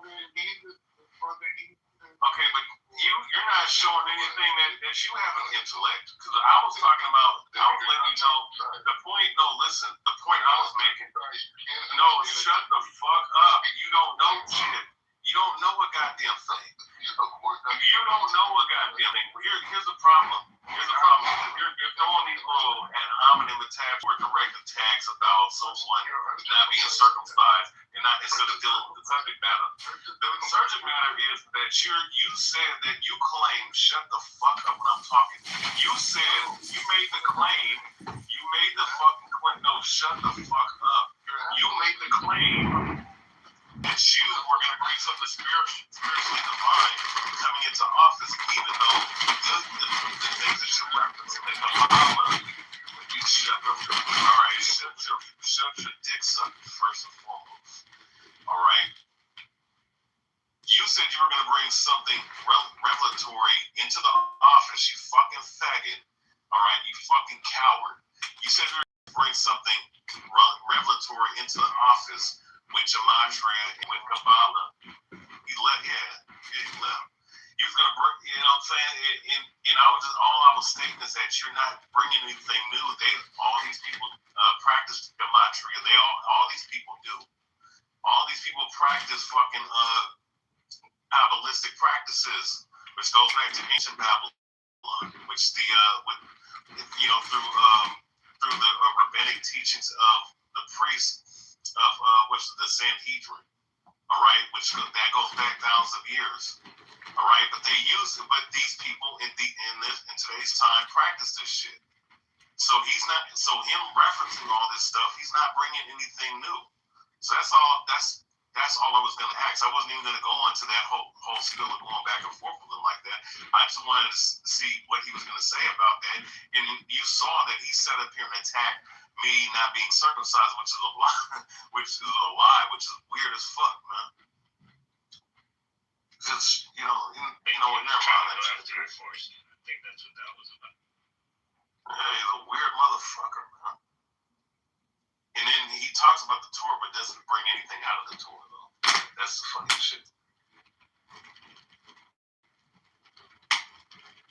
There's one thing that I don't know if you guys caught it, but he's talking about, part of the Kabbalah is, like practicing, forbidden practices, which he never actually expanded on it to talk about what that is. I wish he talked a little bit more about it. Well, that's the thing. The fact that he brought up Kabbalah, right? It's inverted, just like the Talmud is an inverted version. It's actually way worse than the Talmud, as bad as the Talmud is. Right. But it's an inverted version of the Torah. I mean, there's a lot of things like ritual blood. The shit that you've seen that's in the Kabbalistic practices. And he referenced gematria, right? So just real briefly. I mean, if you've heard of gematria. All right, and I'm pretty sure El Normal's wicked ass over there, you know what I'm saying, IDF soldier or whatever, he probably knows about this. So I'm pretty sure he's been around at least before. Everything that we see, like whether it be media that we consume in every country, by the way, world leaders, all this other stuff, they all practice this Kabbalistic coding of numbers into letters. So you have a name, you have your name. There is a vibration behind it. These are hermetic principles. So certain things that happened, like October 7th, was a ritual. All right, they did. The powers that be orchestrated a particular situation that happened over there that caused this rift and war, because going back, hundreds of years with Aleister Crowley, he predicted that there was going to be a third world war, which involved Islam and Zionism. All right, so these people practice this kind of shit all throughout the world. I've read a lot of Crowley. I've never read that. All I'm saying is that I can go. There's so much. He's talking about that subject matter. But to sit up here and say that he's talking about and this how I know he don't know a goddamn thing. The people that's Morals and Dogma by practice Albert this Peck. shit. The people that the fucking I have to see gambling, where these and if it actually all says these that. sports are fucking rigged. I don't think it They does. rigged it through gematria. All right, numbers and I shit. think it's like some bullshit letter or something, some My copyright. bad. That shit pisses me off, man, when I hear someone like him run his mouth and then Run his dick suck. I'm just saying, like, look, Rayabia this is a shit, piece of they shit. do this all every day. People die by the numbers. That's why you have the movie called Murder by Numbers. Number 38 in gematria equals murder, shooting, homicide, and all this other shit. This shit is not. Oh my God! Never mind. My bad. I'm gonna go on. That shit pisses me off. You good, man? Place back to you.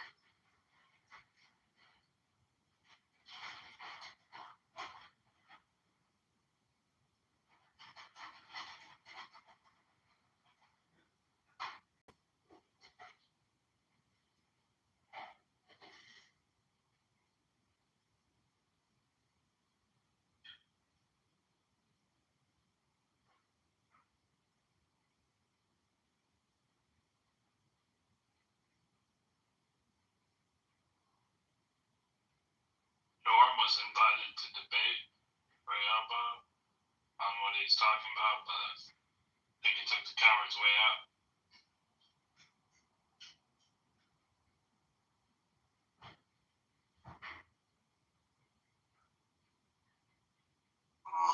I see that he knows who Aleister Crowley is, so I'm pretty sure he practices some of the things that man taught. That was one of the most demonic people to ever walk the face of this earth. And of course, someone like El Normo will big him up and say that he was a great man, just like he thinks that Trump and the GOP, harboring pedophiles is a good thing. I mean, this dude's been in other rooms sitting up here defending these pedo motherfuckers, saying that, these Epstein files mean nothing. This doesn't prove anything. Where did Black Rabbi go? Yeah, what's up? He ran like a... Or did he just get moved down? No, he ran like the bitch that he was. I just muted him for a second just so I could get my point off. Then he fucking ran. Hell, Normo, get your ass up here. We gotta hear El Normo say. Like, El Normo, you gotta come up here. You gotta dispel these myths, these lies that you're spewing about Judaism. You gotta come up, brother. He's not a Jewish warrior that I thought he was. I helped. To be honest. I helped the Jewish community when I defended them over the tunnel conspiracy. I went over to Chabad. I went over to Chabad Lubavitch and I checked out those tunnels myself. Everything you guys were talking about was just simply not true. The cumulative IQ of this room is 47. Well, you made that comment before I came in here, so.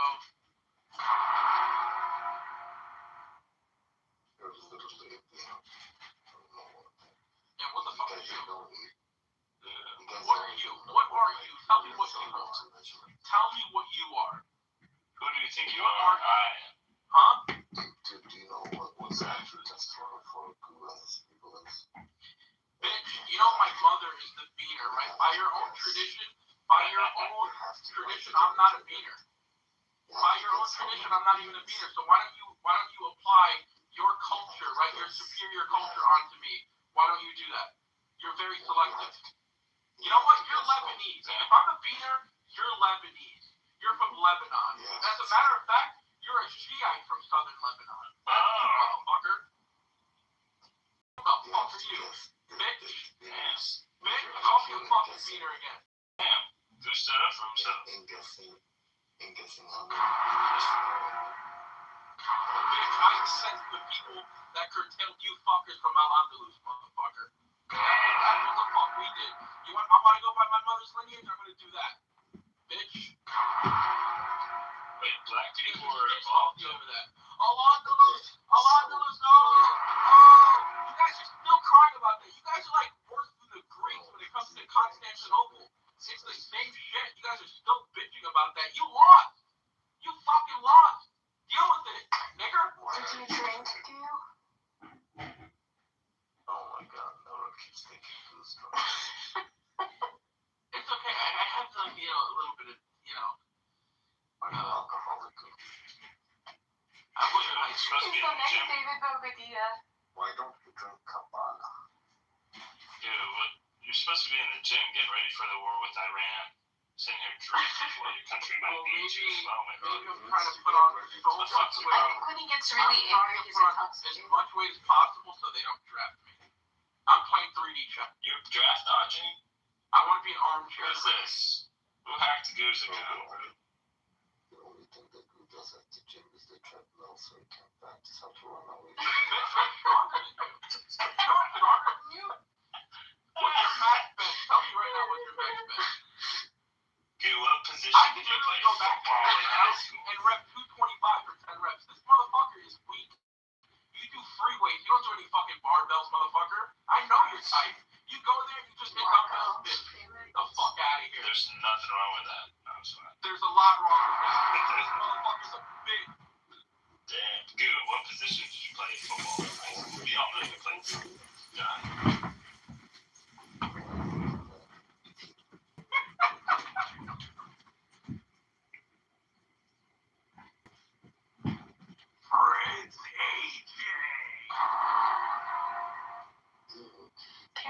crowd is fine. You know, the crowd can't take like 8 shots or something. Like, what's wrong? I lost back to Celsius like 20 minutes ago. Oh, hey, that still reminds me of that Celsius getting amphetamines in there. That's, look what Norm said in the comments. He said, "This works out at the children's gym." Yeah, why is he always talking about children? I don't know, but did you see his comment a little higher up talking about kids, like kindergartners talking about sex, and it's most nonsense. That was weird, bro. Oh, that's sus as fuck. Normal with that, good. what are you talking about? Little kids and 3 months. Yeah. Oh, God. I mean, who sees the normal face on kids?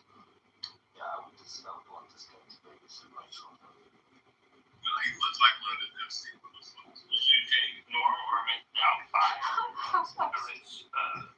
The babysit your kids. Norm or McDowell 5. No, I never really understood the dirty look.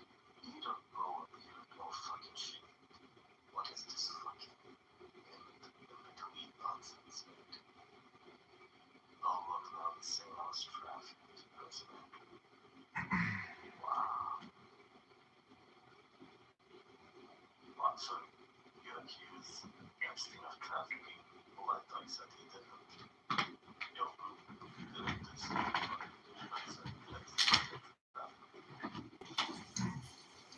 I think he did say that. It kind of fell into that trap right now. No, normally, it would be a lot easier if you could just come up and speak your mind. Oh my god. I missed the whole Norm out. Straight from the go, no bone. Look at my best. They don't have no From soul. Kanye to West. My name is El Normal, and Israel is the greatest country on earth. I'm going to bomb all you people. And I hate every one of you Palestinians. Why? Because I work for the KDF. That's how this motherfucker sounds. Gaza Plaza. Except Gaza Plaza. It's someone's grandfather.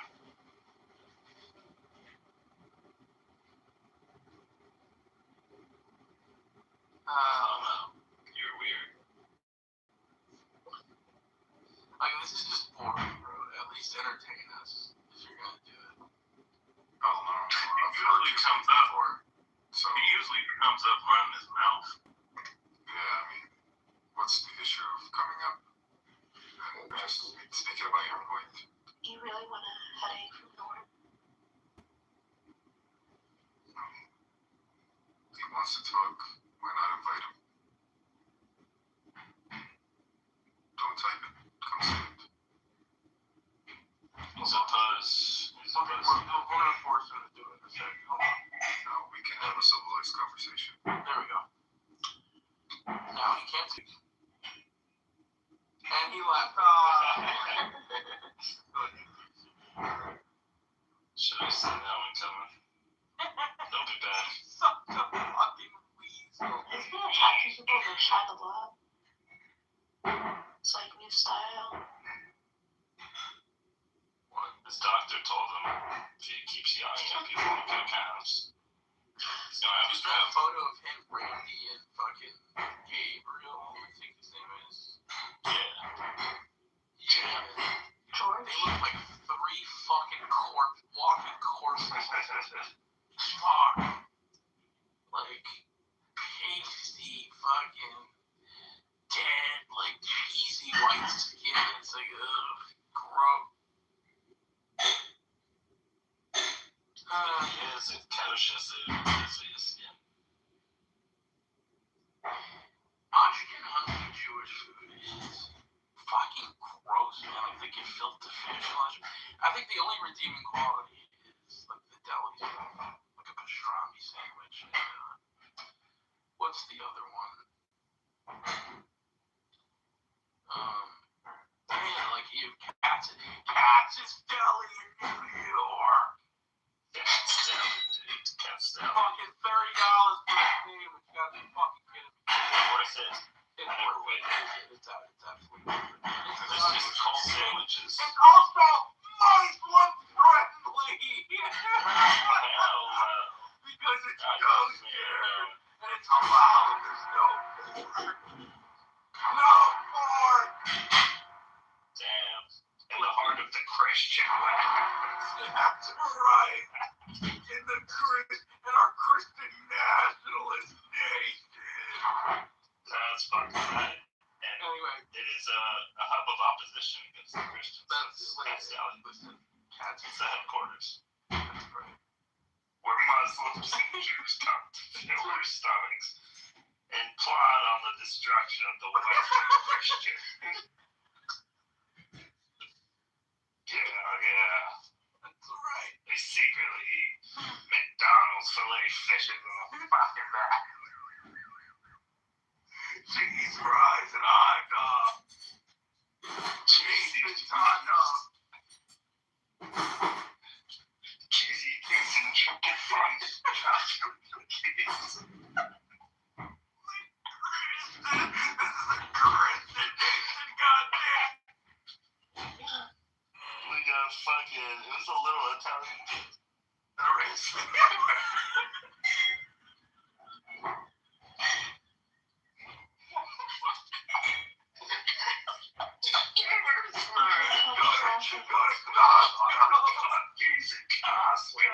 What Italian individual? Get the fuck out of here. The Rizzler, he's careful church.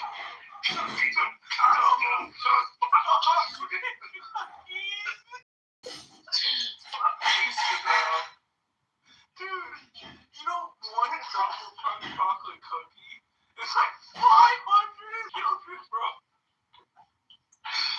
Oh, bro, it's just goy slop, dude. It's fucking goy slop. Oh, God. Dude, when you said that the other day, I lost it in a degree. I was like, oh yeah, you know, McDonald's gives you a discount on all the filet and fish during lunch. And then you're like,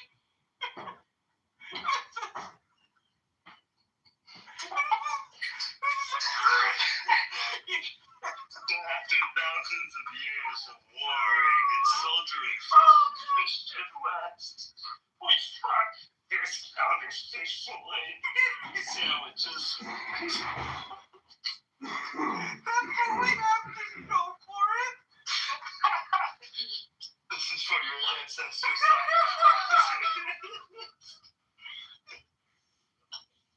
We fucking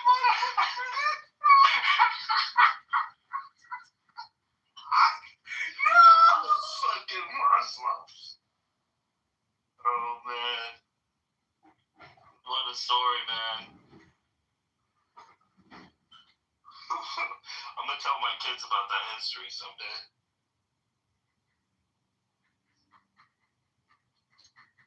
Holy shit, My bro. friends use your ancestors for sacrifice. For Chipotle. For fish fillets. We used to be a proper country. He used to have Columbus Day. That got discounted fish fillet from fucking McDonald's. I miss the days where he kept the tea and he brought people at 7-Eleven. This is their country now, man. He's doing brown people at Big Ship.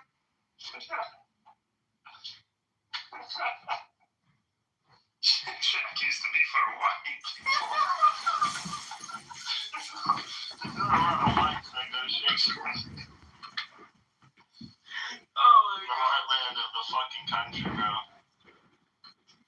It's over, dude. We're cooked. This country's cooked. Oh, that's anything. country is dead. Yeah, man. Not as long as McDonald's lives, we'll be alive. When you see McDonald's closing, then you get Do y'all know about the nigga stories? The what? The nigga stories. What the fuck is that? Somali. Have you watched Jurassic Park? Are you Somali? No, I'm not a Somali, man. I hate those motherfuckers. I think y'all should be killed. That's exactly what Somali is. Oh, you a Somali? So you run an illegal healthcare center, bro? Wait, are you a Somali? Man, fuck the Somali. What are you? Actually, a What white am I? I'm Jewish. And I am Parker's husband. What's up, baby? No, you're What's up? not. What's You're up, not Pocket? a but a white woman did run that ring. No. Well, I gotta say, Parker's, I don't even Yeah, play Amy tennis, Grab. but I Shout know out I'm there. playing when I see one. You said right? Good, how are you? I'm just chilling. Like a villain. Penicillin. Shit, I ain't really chilling. I'm just sitting up here doing push-ups and sit-ups and whatnot. No, I know that's right. Shout out to that. Yeah. I was thinking about doing a midnight run, but I was like, you know what? Let me Fuck that.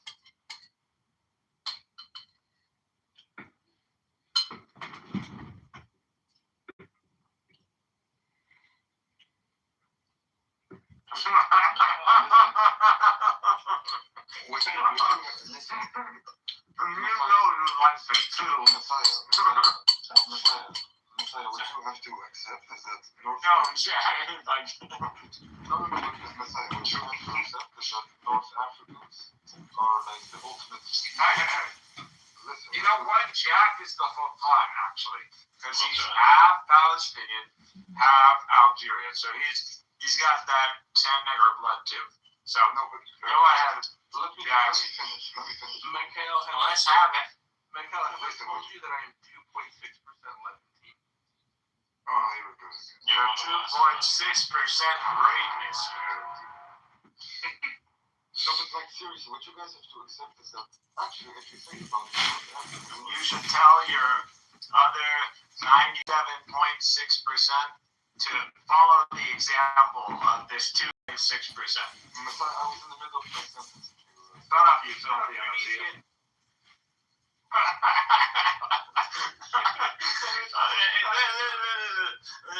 This guy thinks he can sit at the seat with the big players. Like this Amazia, like this motherfucker trying to make up his own history. We were Carthage and shit. And then we're reading right here. He's like, we're Numidians and shit.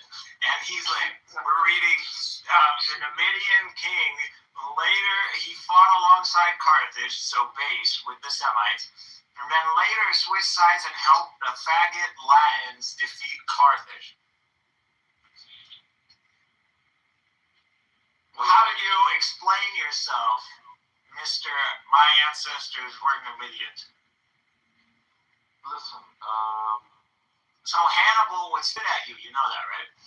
I can understand that some of my ancestors thought in like pragmatic terms. They were like more pragmatic oriented. I can understand that. So you're justifying the treachery of these sand monkeys. I'm justifying the political place at hand. The political place. Yes. You sided with the filthy lads.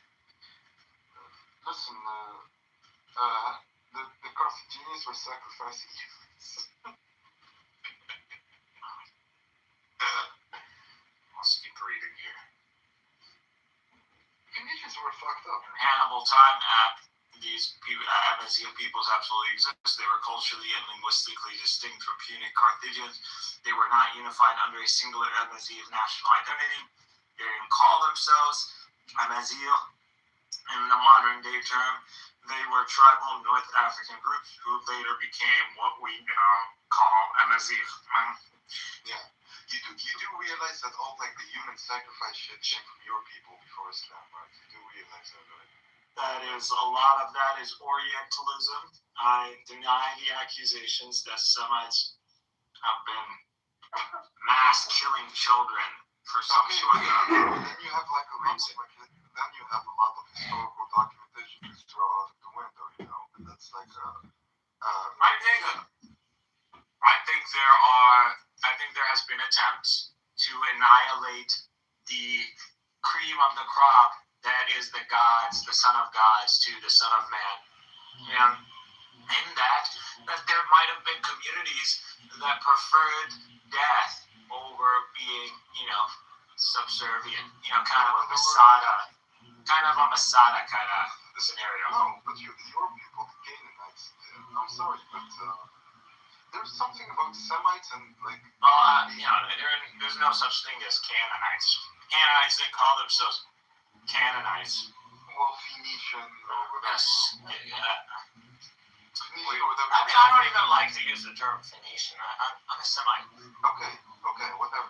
There's something about being Semitic that, like, there's a reason why these Jews want to be Semitic so bad, and I feel like in my long culmination, I've realized this, and now I can now bask in the aura that is my blood lineage. And I'm like so proud of my ancestors to have built civilization itself. We taught you monkeys how to count, how to write alphabets, numbers. We brought zero, decimals, the sciences. Like we brought Christ, we brought Islam. These filthy Persians brought rabbinic Judaism. That's why and so the shit that is in the world, imagine the good things in the world, we're responsible. The shit in the world, these Persians and these Amazians. See, at least the Latins, from day one, they're straightforward. You know what they're about. But traders are never respected. Traders like Amazirs, before they were Amazirs, and these Persians, like they did to our ancestors in Babylonia, our Semitic ancestors who built up the Babylonian. Imagine we got hijacked by a guy named Cyrus,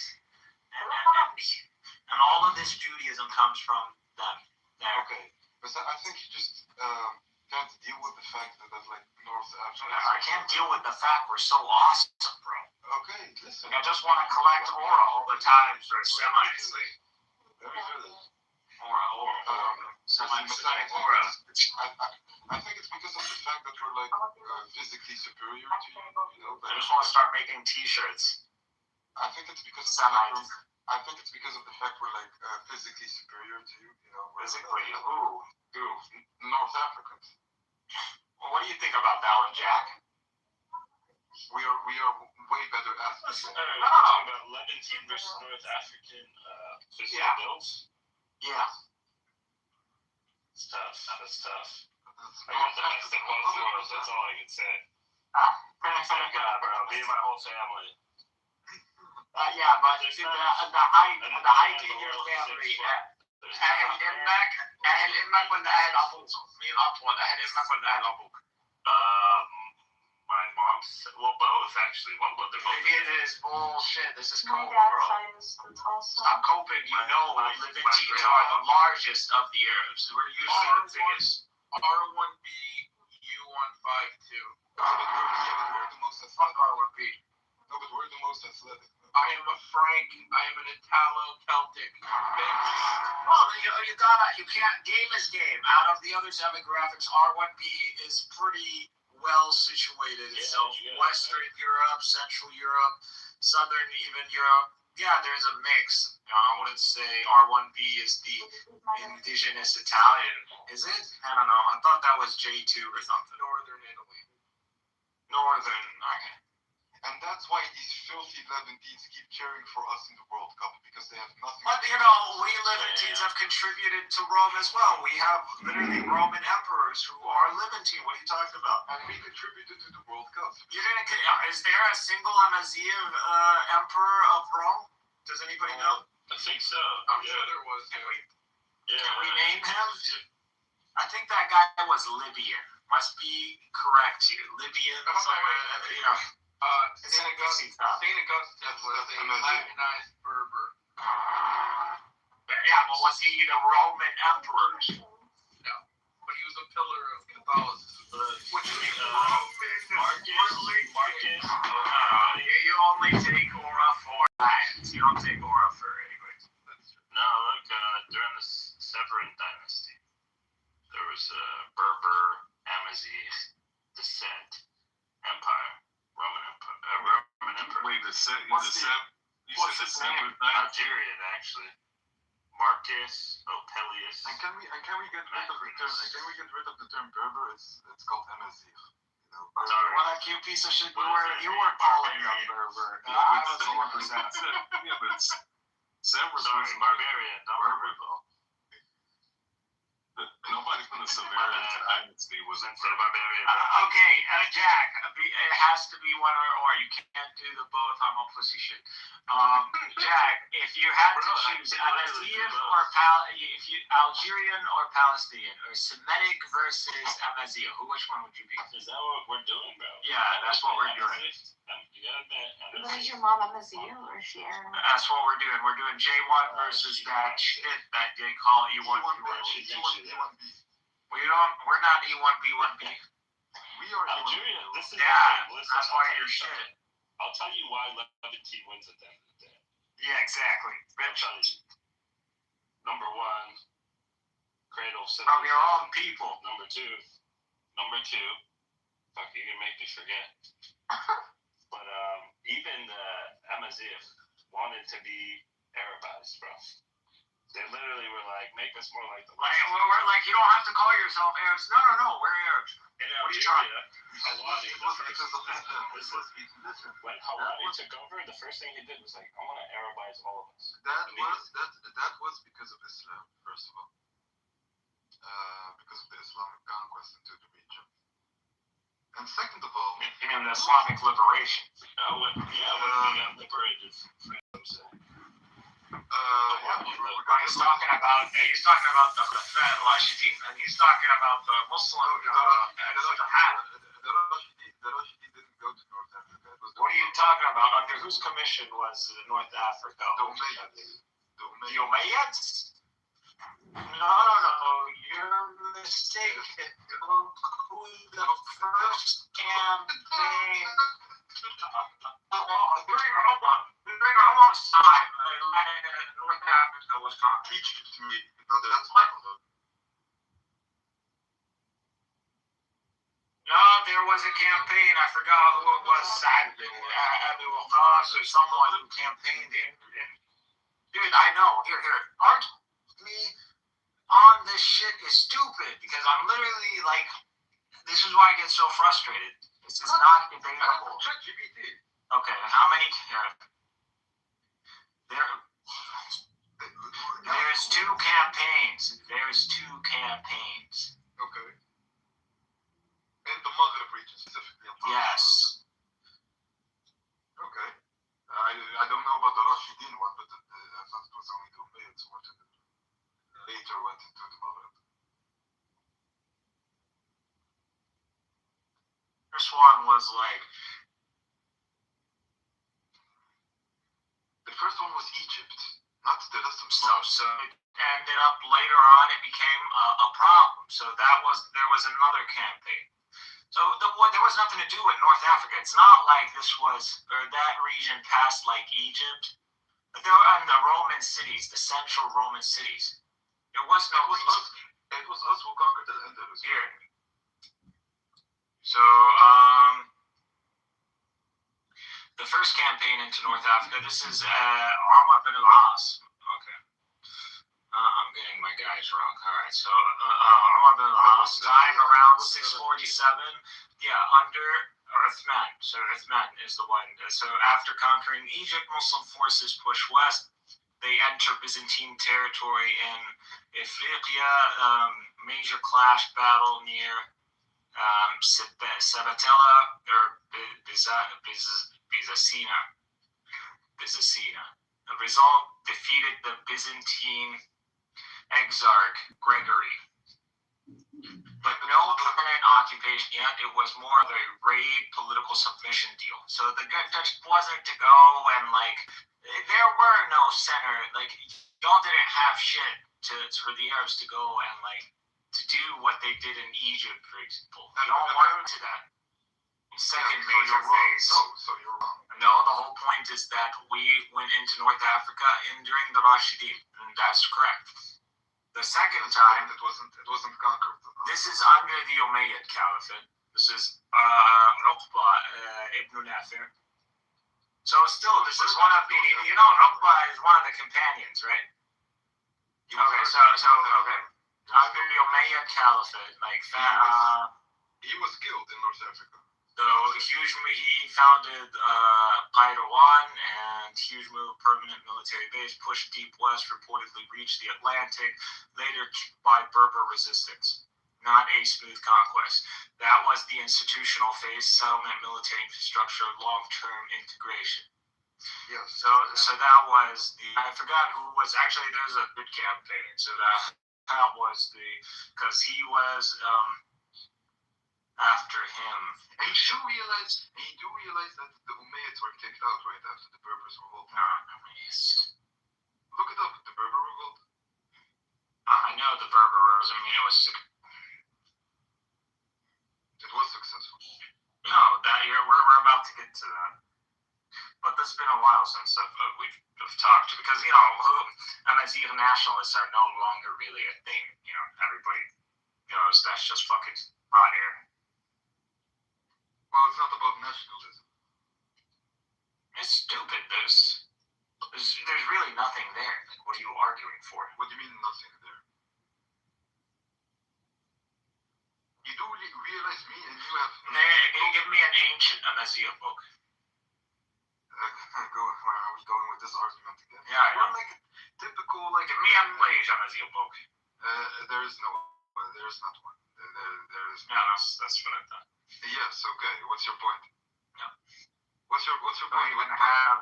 You don't have a tradition that you can trace in in a language, or you can claim that you can say this is evidence that this was historically understood.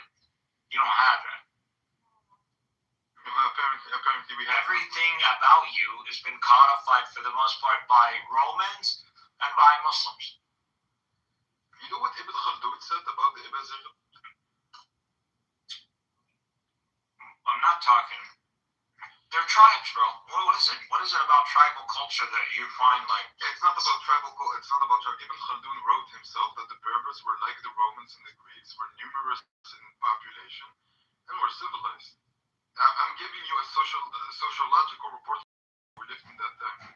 I'm sure he's talking about like these some metropolitan areas, not all as an Amazigh. Like, are you telling me like he doesn't understand that there's Amazigh tribes and they're nomads and they live a nomadic life? Like, of course, all Arabs are not the same. There are settled Arabs and then there's nomadic and Badia Arabs. Like the Quran makes a differentiation. There is a difference. One is settled and civilized, and the other one is bad-land, nomad survival mode. It's not the same vibe, bro. That's why the Arab are always in flight or fight mode, dude. That's why you need to be careful of them, because when you're around Bedouins, it's like, this guy, he's dealing with the elements. We kick them out, so. You ain't kick shit out. That's why you speak Arabic today. I speak Persian. Speak Arabic, bitch. Is Arabic too. If I would speak with you right now, you wouldn't understand. Because half of it is French. You can't even understand Moroccan. Because half of it is so how do you say? Your king is a Hashemite. Shut the fuck up, bro. That's what he says. That's what he says. You think he's lying? Yes. Wow. You just said the king of Morocco, Ibn Haram. No, I'm not. I'm saying a lot of people, tribes claim that wanting to gain like political legitimacy over the native people. You don't think that it doesn't take in like DNA or analysis? Native people. Yes, but his DNA analysis isn't available. That's the whole point. I don't know. I haven't looked it up, but I'm sure he has done it. You think he's lying to himself? Why do you think it's such like strange? I just don't know, Mohammed. You're saying the king of Morocco is a liar, yeah. Listen. What I'm saying. I think you would get killed. You'd go to prison. You won't get killed. You'll go to prison for saying something like that. You know that. Do you think I'd fuck the king of Morocco? Fuck the king. What do you want me to say? Fuck him. What? Do you think You're only saying that because you don't live in Morocco right now. Yes, so. You know they would clap you for saying that shit. No, because most Moroccans here also say it. Yeah, but they won't say it out loud. Not in Morocco. Exactly. Yes, because he's a fucking dictator. And that's why I was saying, like, people don't understand the aura of a king until you go to a place where there is a king and see how people speak about the king. Yes, he rules with fear. Yes. The British monarchy is not a good representation. Talk shit about them all day, but you go to Morocco, go to Jordan, go to Saudi Arabia, talk shit about the king, see what happens. All of these like monarchies you mentioned are sons of bitches. Yeah, but we can say that in the West, that's normal. Yes, but that's what they are objectively. Like it's the fact that they are able to. Well, you're saying a bitch is a king of your country. Well, first I'm Tunisian, I'm not Moroccan, so he's not of my country. Well, same people, y'all people, one people. Yes, of course, but yes, he is. Huh? Yes. What do you think? The fact that he rules with an iron hand makes him more, I don't know, like legitimate. I don't think he rules with an iron hand. I think I'm not someone who is in clear antagonism against the king of Morocco. I'm not someone who is a fanatic for democracy. Yes, but he with his authoritarianship, recognized Israel. So the PA recognizes Israel. Yeah. Okay. So if the very Palestinians are recognizing the state of Israel, Mahmoud Abbas, no one is calling them traitors. What is the problem when Morocco recognizes? Mahmoud Abbas is a motherfucker as well. What do you want me to say? Mahmoud Abbas is not the one who recognized the state of Israel. It's the PLO. And who made the PLO? I have no idea.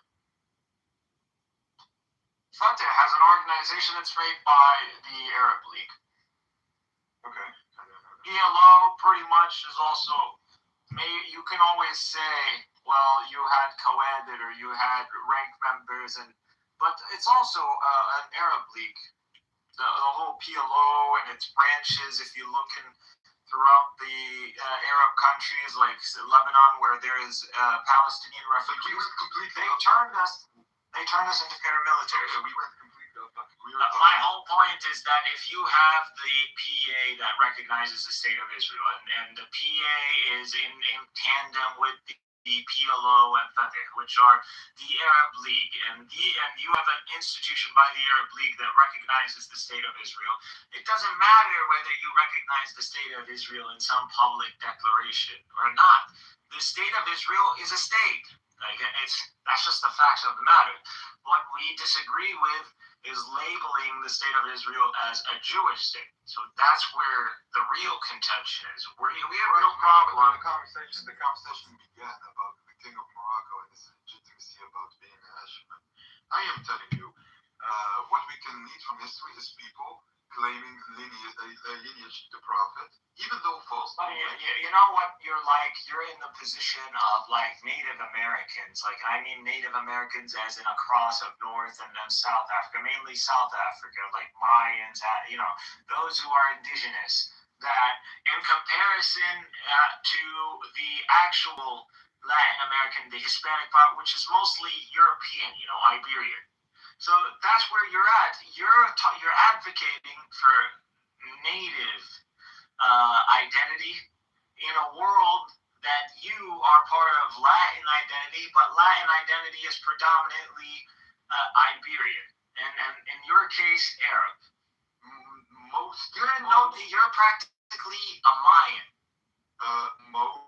Most people in North Africa. Does anybody think that the Mayan identity is gonna make some sort of comeback? No, If you no one want thinks that. to have a conversation, you need to stop interrupting. Most of the people in North Africa are genetically innocent. It's just a fact. That is a fact. It is a fact. Look, I know that is a fact. okay, so in what sense are we Arab? In the sense, cultural sense, linguistic identity sense. Which In the cultural sense of sense? Culturally, I've more in And common. then stop calling yourself Arab, bitch. I'm not Arab. But you are by every semblance of the. How do you know you're not Arab though? How I know I'm not Arab? Yeah, you might not. Obviously, that range. Morocco, you're not even Moroccan. You're Tunisian, which also has strong presence of Arab DNA. So Tunisia, and then even before Tunisia was Tunisia, you're talking about Carthage. No, if you look at the genetic studies of most Tunisians, they are. Yeah, I mean, I know I did this in a while, but here's Tunisian paternal haplogroup breakdown.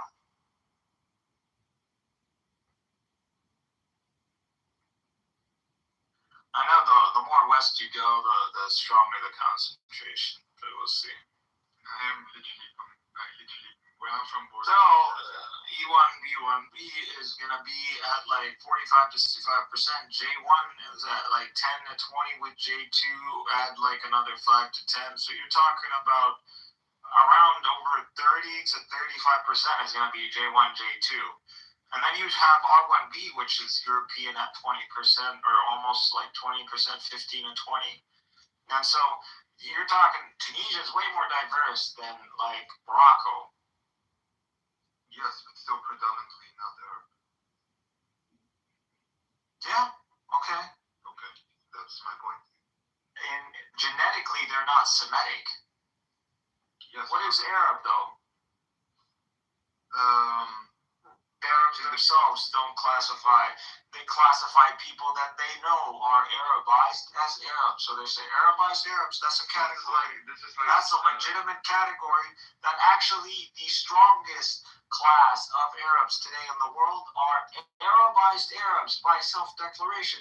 So when you see the Hashemite will not tell you I'm an Arab, as in Qahtani.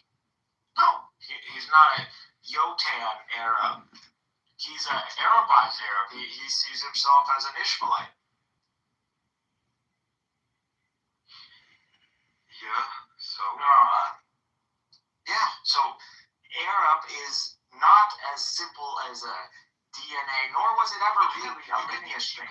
You can't even make the linguistic claim. We incorporate lineages within Arab identity. So lineages can become Arab and they remain as, but Arab identity is to preserve one's lineage. So even when you become Arabized, your lineage is your own. It never gets, you don't claim a bloodline that isn't yours. So I think are Arabs by all means because they're Arabized Arabs.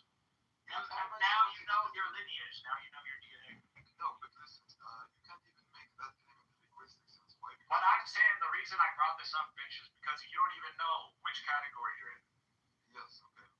But anyways, the point is like, even in the linguistic sense, you can't make that claim. Why? Because most people in the Maghreb, Darija, in the Maghrebi Darija, it's like a pidgin language. It's a mix of Arabic, French. We know what Darija is. He just told you what Darija is. We all know what Darija. You're acting like this is, motherfucker. Why are you acting like you're Chinese? Until you're part of the Arab world.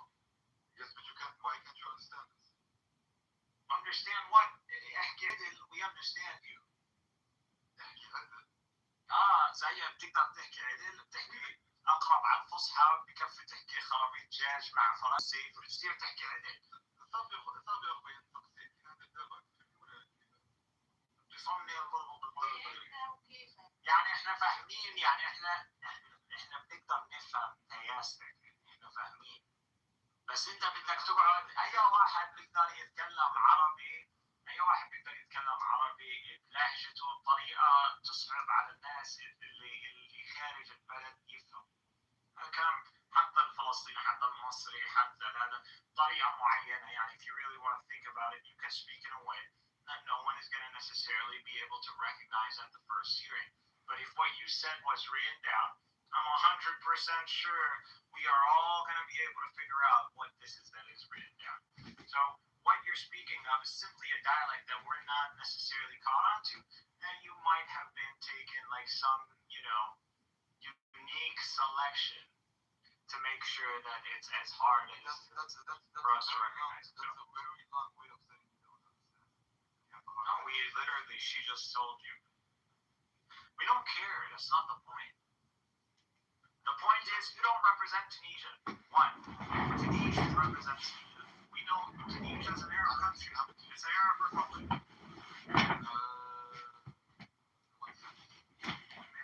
In a sense that they claim it is. They speak Arabic. What's the official language of Tunisia?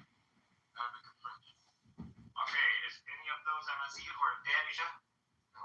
Okay, yeah. So the French, you have a state where its language, one of its official languages, isn't even the language that of people from the continent. Both of them are supposed to be called the continent. And what does that say about you, bitch? What do you mean? It means that both are. Sam, it means it means that you're nobody. That's what it means. Right? It means you have no linguistic identity. You have no identity to begin with. I have an identity. All right, then go run with it. Where's your nationalism? What do you mean my nationalism? There's no nationalism. What is it? Nationalism? What are you talking about? There's no such thing. Yeah, but what nationalism? Okay, so how do you know? What do you mean how do you know? My family is MS. We speak MS. So, How do you know? Maybe go take a DNA. Maybe you turn out to be one. You're telling me you took a DNA test and you got UMB. Yes. Yes. You're full of shit. And I know you're full of shit because you're you're one of what's her name's crowd? Yeah. Oh yeah, that's correct. Yeah. What do you mean? And you're always bullshitting about this stuff. Who are the people who are always talking about my ethnicity, your ethnicity, always trying to puff their chest in front of the kings of the jungle? Bro, we're kings of the jungle. You're coming in here and you're one of those honey badgers. And you're going up to the lions and you're going up to the elephants and you're going up to the crocodiles, the main apexes of the ecosystem. And you're like, I'm a honey badger. I'm like, I can hang with any of y'all. But you're still a honey badger, though. So why aren't you one of us? I don't know. You're a honey badger. There's something cool about being a honey badger, but you ain't on the apexes. And that's what you are. And it's stupid to even attempt to revive such an identity that never really, in the way that it is modern nationalism, was never something that really gave rise or naturally could give rise to something that is in alignment with modern nationalism. So you would have that. You do agree that most MS. What is it? What did Jackson? You agree or disagree? Yeah, leave it dead. What are you gonna? You're not reviving. You're building. Yeah, it's dead, bro.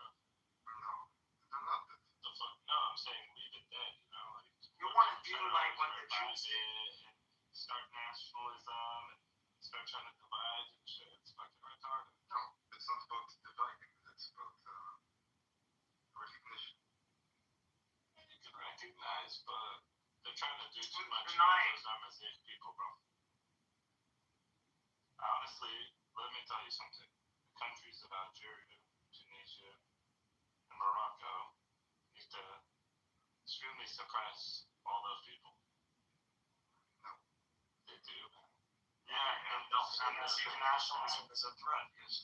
Yeah, completely. It's a threat to national security. Most Amazigh activists get transferred to jail. You do know that, right? Most Amazigh They should. activists. That's where they belong.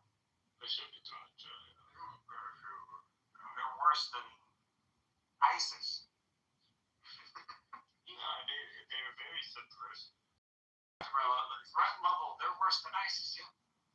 ISIS doesn't want to take down Arab identity or Arabism or Pan-Arabism. No. You do realize that most... It wants Pan-Arabism to submit to Islam. That's all. You do realize that most foreign soldiers of ISIS came from Tunisia. I know a lot of North Africans are strong Muslims and they believe and they're passionate about things. Yeah, a lot of stupid people who are passionate about religion that they don't actually, assess properly. And yeah, I know a lot of people got tricked into go to and fighting a war that, subhanAllah, the Prophet warned from going and joining to begin with. But it's crazy. Like, we have hadith from hundreds of years ago that tells people don't go join a specific battlefield that involves yellow and black flags. Bro, you can't make this shit up. Yeah, you keep hopping from topic. I would have this conversation with you if... Because I don't like grinding over shit that, my conclusion, it's already done. It's a case done. What you're saying, there is no Amazigh nationalism. There is no real Amazigh identity, as in it's not equivalent to Arab identity, because a lot of Amazigh, or the majority of Amazigh, because again, you just said the more west you go, the more U1P it is, are Arabs and will fight you tooth and nail before they will ever relinquish Arab identity.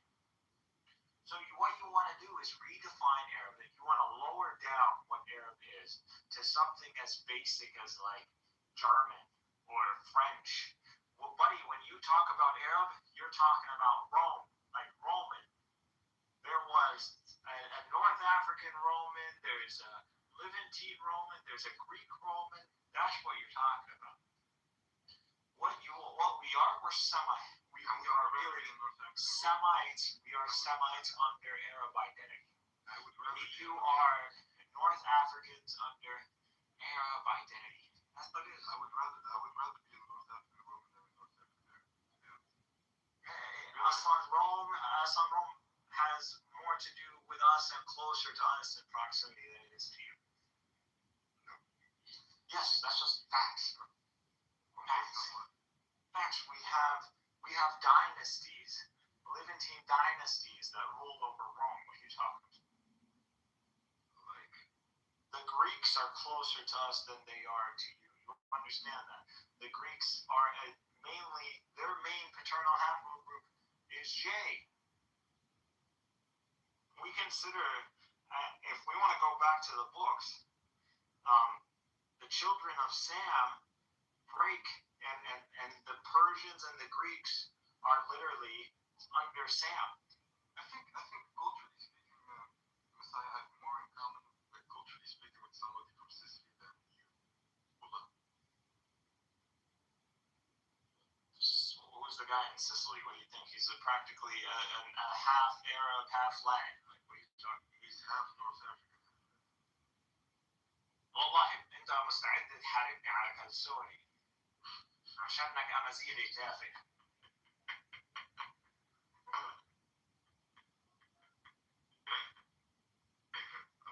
I'm just giving you the facts. And I use that word because it's French.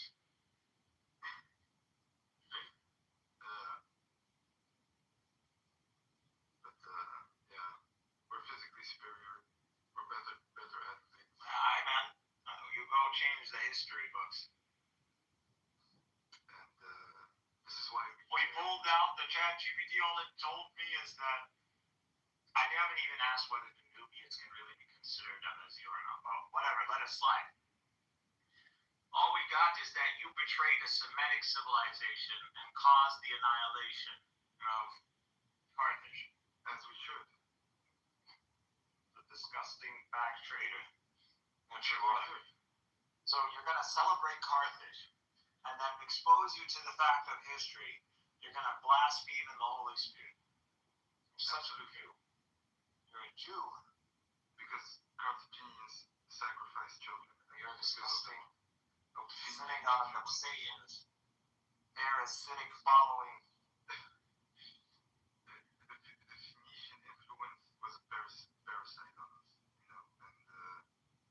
And the numbers you're using, the alphabets, and hate that. So how is it a curse, dude, when they brought you the very tools of intelligibility you're using?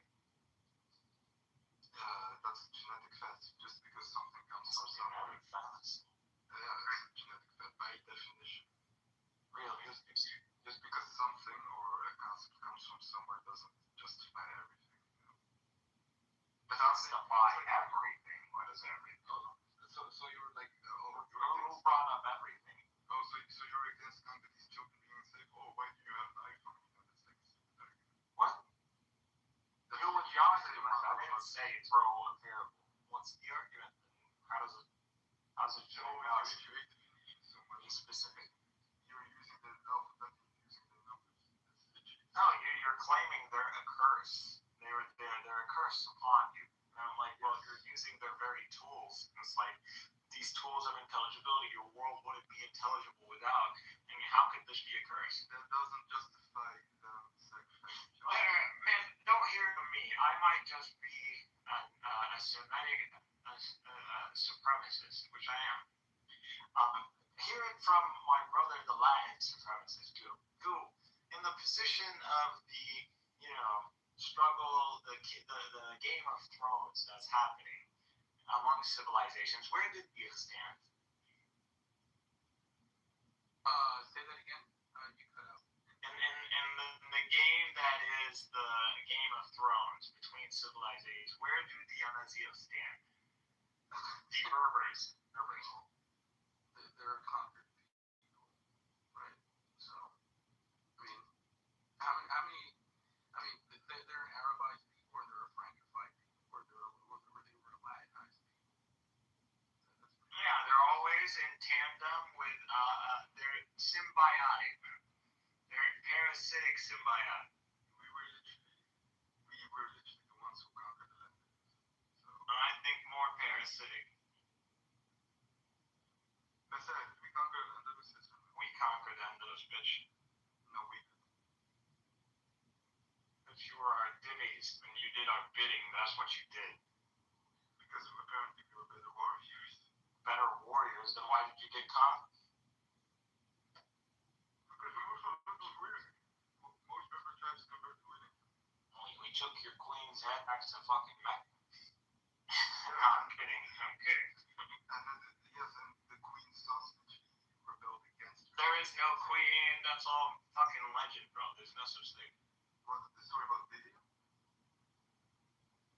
They don't know. We don't know. I don't know if there's a queen or there's a witch or whatever. It's all legends. A lot of it is more legendary. I don't know. It's not a legend. Queen Lydia is actually documented. Queen Lydia, her It's sons. really not. Her sons. It's really actually more legendary. Yes, because some random. Look into it, bro. A lot of this stuff, we don't know. A lot of this is just reconstruction.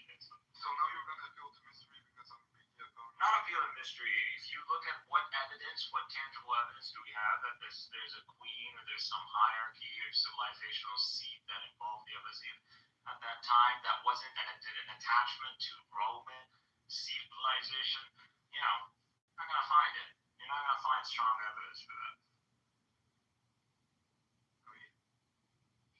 You beat the here existed. No, let those Zionists gaslight you, bro. See, what is Zionist attached to? Zionist attached to people like their own. You're gonna see them around the Kurds. Why? Because they're like the Kurds. You're gonna see them around the Amaziah. They're always gonna find the fragile people that kind of they see themselves in, and they're gonna play on those lines. That's what they do. They're literally one of the most anti-Zionist people ever. Most Amaziahs we already established. Most of that E1B1B bloc in North Africa would fight you over Arab identity. They will never accept that you take away Arab identity from them because they are Arabs by all means. Like, you know, to me, this conversation is silly. This only conversation happens in a Western vernacular. Like, this could not happen in an Arab stage, in an Arab room. This conversation would be absurd. Because you know you're going to get your ass clapped by a bunch of people who are going to identify you with textbook definitions of what an Arab is. And you're going to be pressed. You're not, because how you're identifying Arab is not the same. I think most people in North Africa realize that they're not true Arabs. Most people.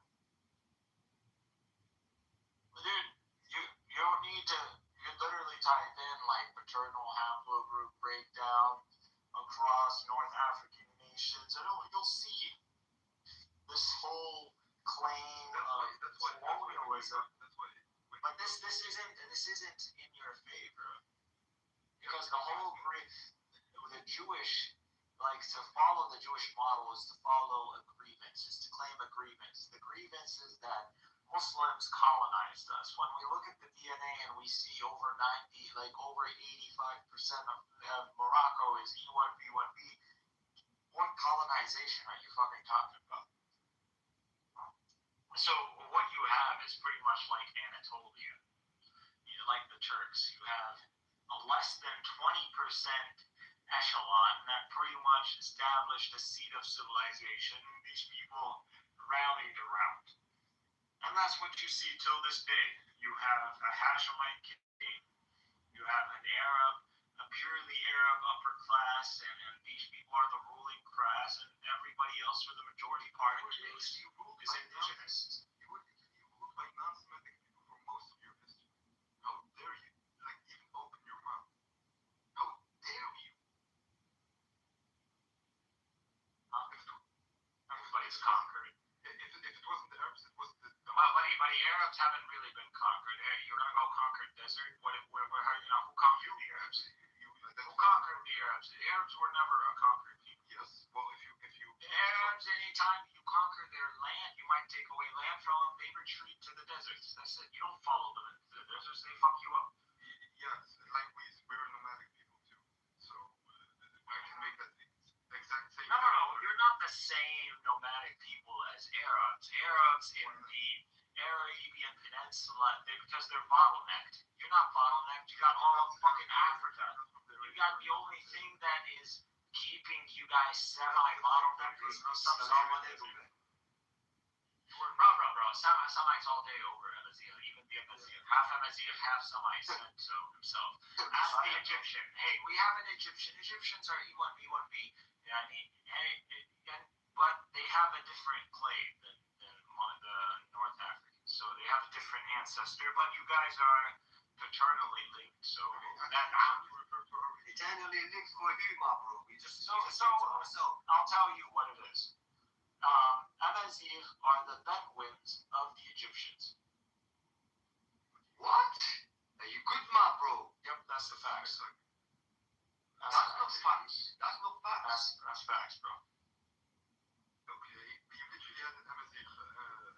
The Kurds are the Bedouins of the Persians. That's facts. Brother, good. They have their own nation. There's no parts of them like you said. The Turkmen are the Bedouins of the Turks. That's facts. I'm so sorry, brother. They just been divided by the British people. That's all. The Arabs in the deserts, in like the not the Hijaz, so Arabia, you divided the coast, the Red Sea coast, and then you have the Yemen, the Indian Ocean, and, so other than these coastal regions, the desert, that's where you're gonna have your nomadic Arabs. And so the nomadic Arabs, these are the Bedouins of who? They're the Bedouins of the Yemenis. And they're the Bedouins of the Hijazis. Allahu Akbar, bro. And they're the Bedouins of the Levantines. So you see this Semitic dynamic. You see Bedouin, and you see the settlements are always coastal. The coastal settlements. Yeah, just a group of camels Those Phoenicians are literally the same. What are you talking about? They're not. J1. They're J1. What the fuck are you talking about? Phoenicians are not Semitic. They're J1, bitch. They're J1. They're J1. They're J1. I don't have. J1. J1. J1. Say it. They're J1. They're Semitic. They're Semites. Are they not Semites, bitch? No. Yes, they are. What? We just read it. Why do you guys say no? See, this is what makes your people look stupid, you MSE nationalists.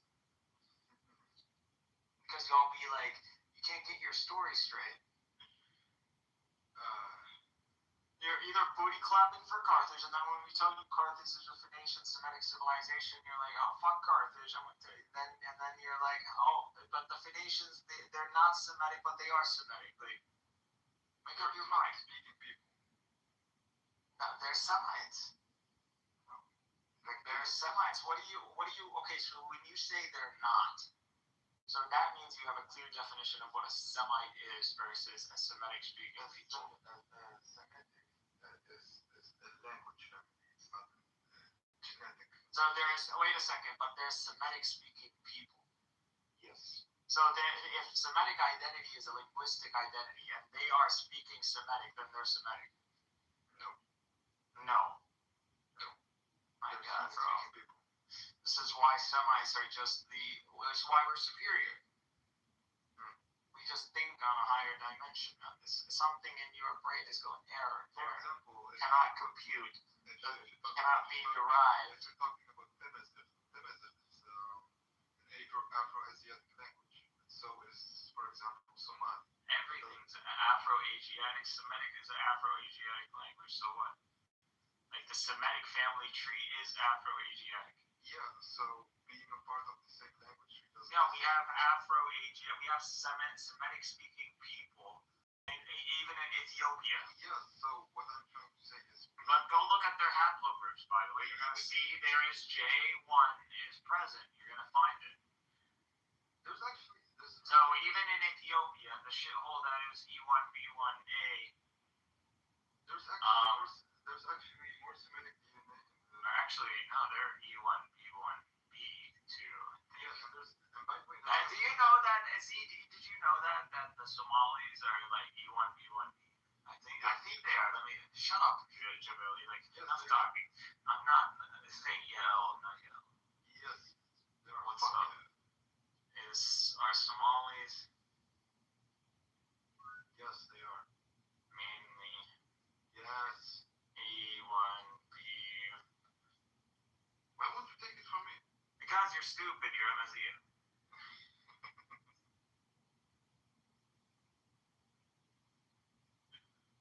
Yes, they are predominantly E1B1B. EM78 clade, subclade. PMJ1. E1B1B is most dominant in They have like a 5 to 15 J1. That's why there's some of them that speak Arabic. Okay, so, and E1B1B, EM8M78. So, انتي والأمازيغ والصوماليين والأولاد عم. Yes. Yes. But they speak Amharic too. Amharic is No, أنا لما بقول لهم أنتوا بدو المصريين أنا غلطان فيها. بس ما فيها أمازيغ برضه. هم أصلا أولاد عم يعني إحنا نقول في أمازيغ وين في شيء. I don't believe it though. هم قبائل بس يعني هذول تبع لمصر. هم تبع لمصر. كلهم تبع لمصر.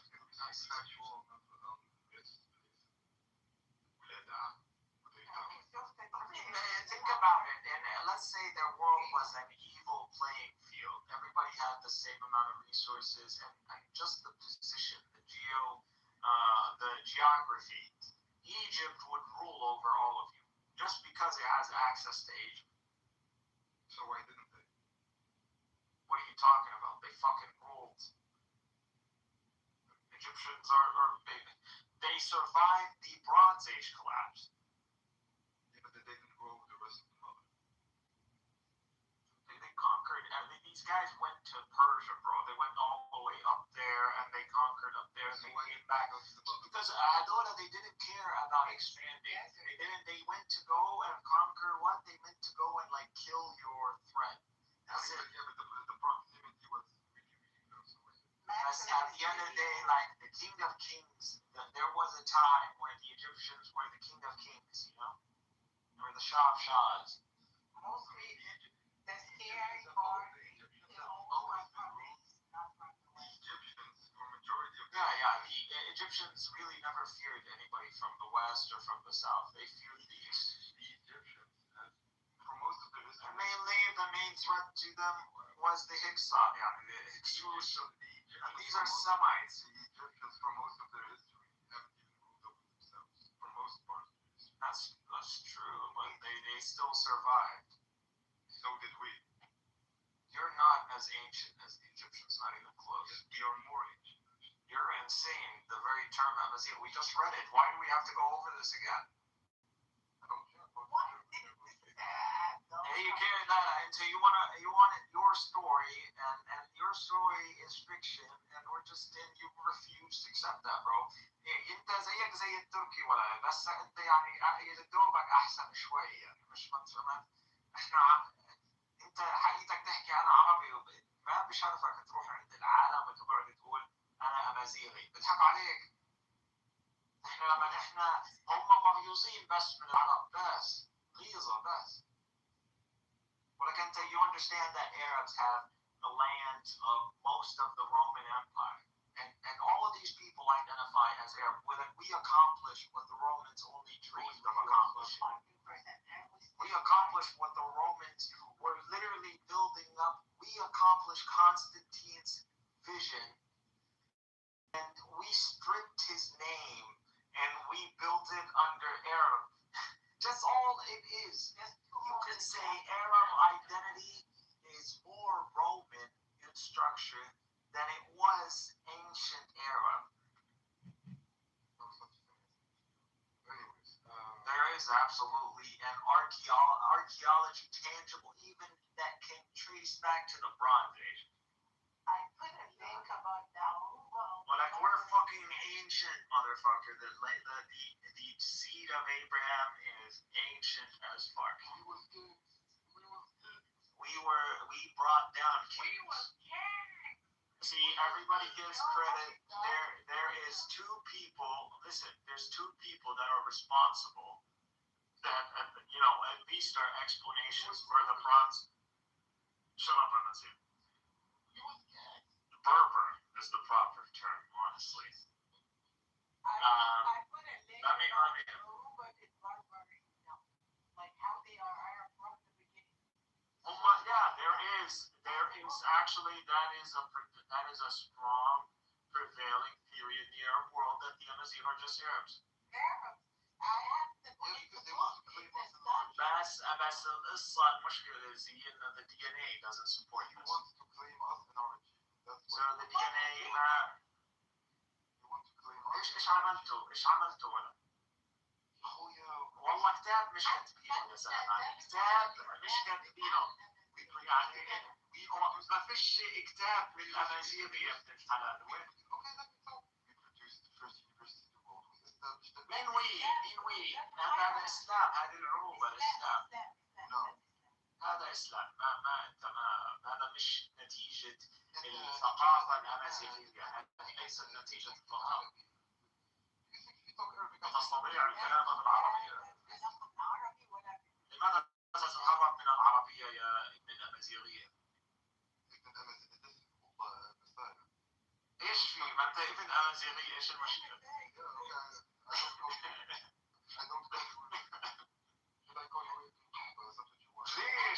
انت تقول عني ابن العربيه. He's tripping out. I'm saying the son of an Amazighi woman, and he's getting offended. Like, why? You're claiming to be an Amazighi, so why are you using that as why? But you see, it's an inferiority complex. So if I'm all simply, so why is it that it is invoking? Like, if he told me you're the son of an Arab. I would not be offended. That to me, like, yeah, obvious, dog. And why is it that when I say son of an Amazir, he gets offended? So it's the same thing with the Jews. It's the same thing with the Jews. Like, no, I'll prove it. I'll prove it why it's the same thing. Because Fachai literally came after Abu Ubaidah, literally called him Ibn Yahudiya. And out of all the releases Abu Ubaidah released, he came out for that one. And that proved that was a trigger point. That if you call the Jews, a son of a Jewish woman, they get offended. But that is the case. I don't want you to mention about this. No one mentioned your mother. We're mentioning your identity. Your identity is that you're a child of your identity. You have a. In Islam, we follow the father. So. Oh, no one wants to feel Islam.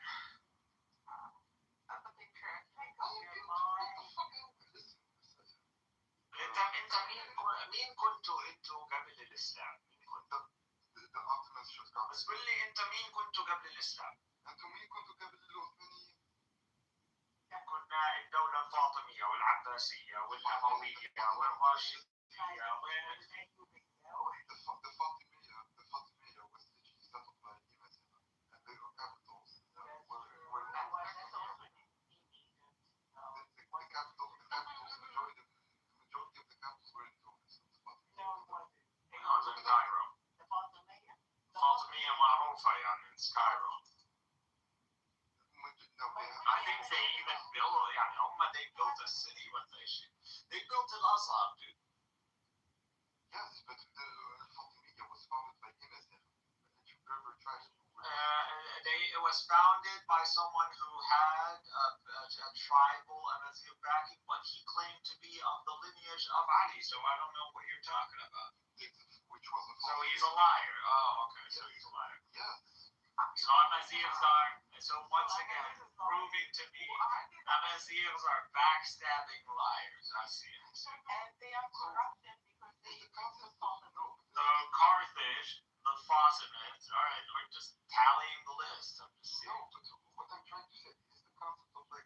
I want to ask the Nigerians and those guys, maybe they have some grievance to these Amazighs. I'm sure they do. Well, like, if I go ask the people in Mogadishu, I think that, not Mogadishu, what's it called? ايش اسم هالبلد هاي؟ اللي تحت المغرب. لا اللي تحت موريتانيا. Yeah, the country under Morocco. There's an Arab country under Morocco. Right? That's these people, a lot of people in these Afrocentrist rooms, you want to kill them, you want to nuke their room, just bring up Mauritania. Mauritania, if you go ask them, they're going to say they're Arabs, and they're black as fuck. They're black. We all know these motherfuckers are not Arabs. We all know they ain't Arabs, but go to Mauritania and say that. You could get killed. You could straight up get killed in Mauritania by telling someone who's they're Arab, they're not Arab. They'll kill you. I'm kidding. Wallah, they're actually really nice people. They're actually the best.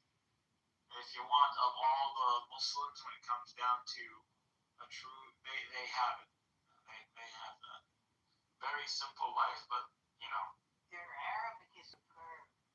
You're gonna go to heaven, and you're gonna find that most of the Mauritanians are there. And also they are the producer of the building Wahid al-Rawd. The one that revived and that was asked to perform first time. I have a question. Why is it that no Shami country can produce a good football team? A good what? Allah, because we're too busy for producing honorable men to fight for the Muslims. I mean, if we're talking about combat sports, for the honor of Muslims, we're fighting for your honor. Do you think? We live in teens, can pick up our shit. We can go to white lands. We can blend in. You're in America debating on Clubhouse. You're not doing shit. Wallahi,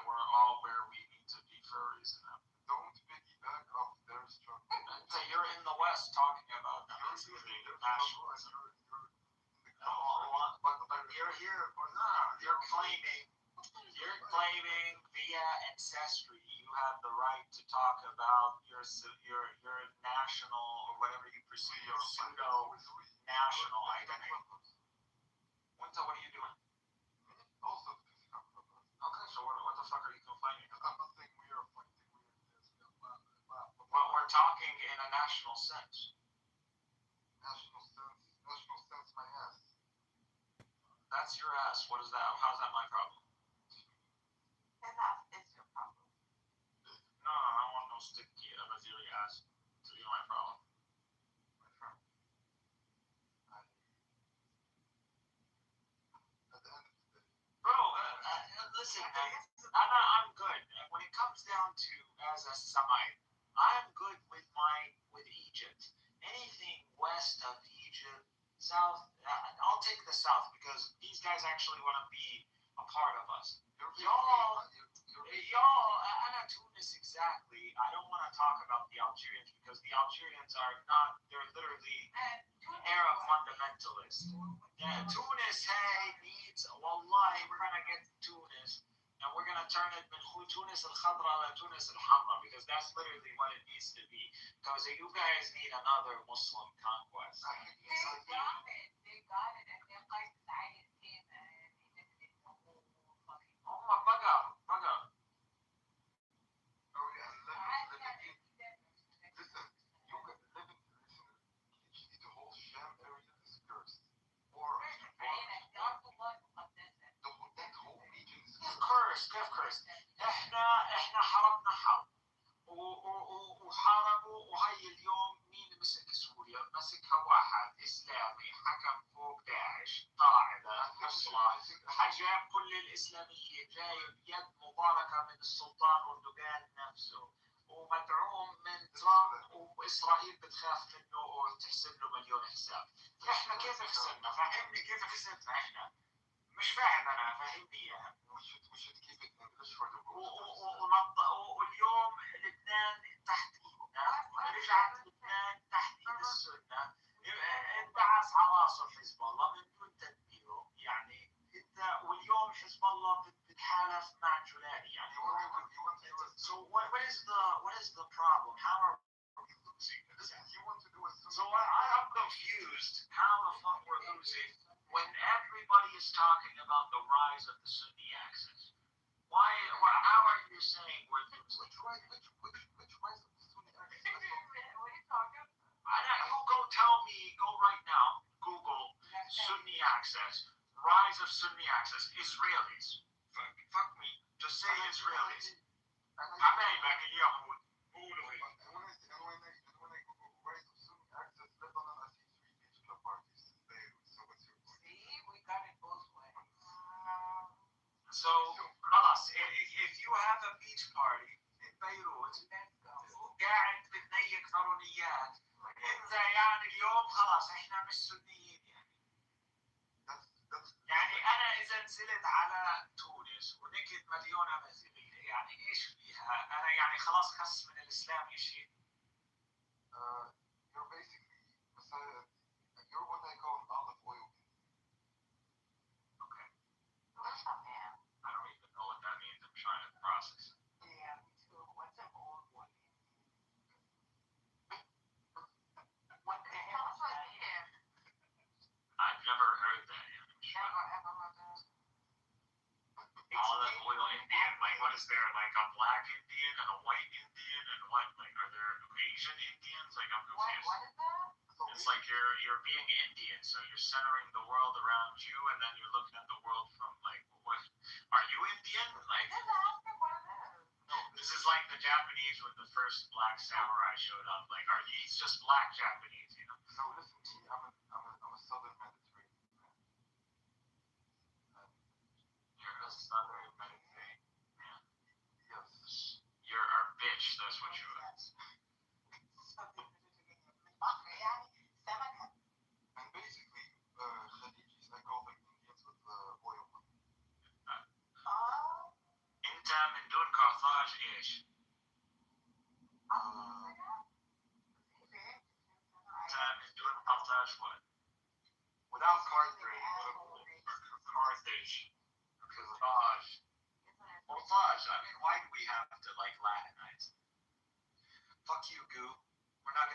shit. You're gonna speak Semitic. You're gonna learn how to speak Semitic from now on. It's only coming soon. We're gonna take vengeance for Carthage. We're gonna burn Rome and we're gonna salt the ground. That's what's gonna happen. We're gonna burn Rome and we're gonna salt the ground for what happened. I think we should nuke the Levant like we did to us.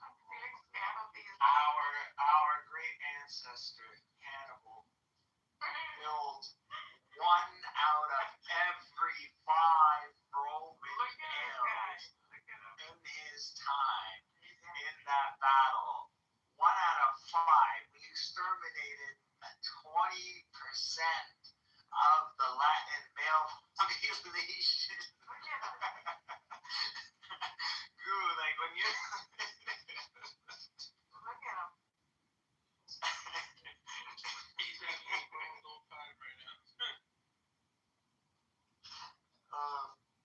like, bro, we should be making.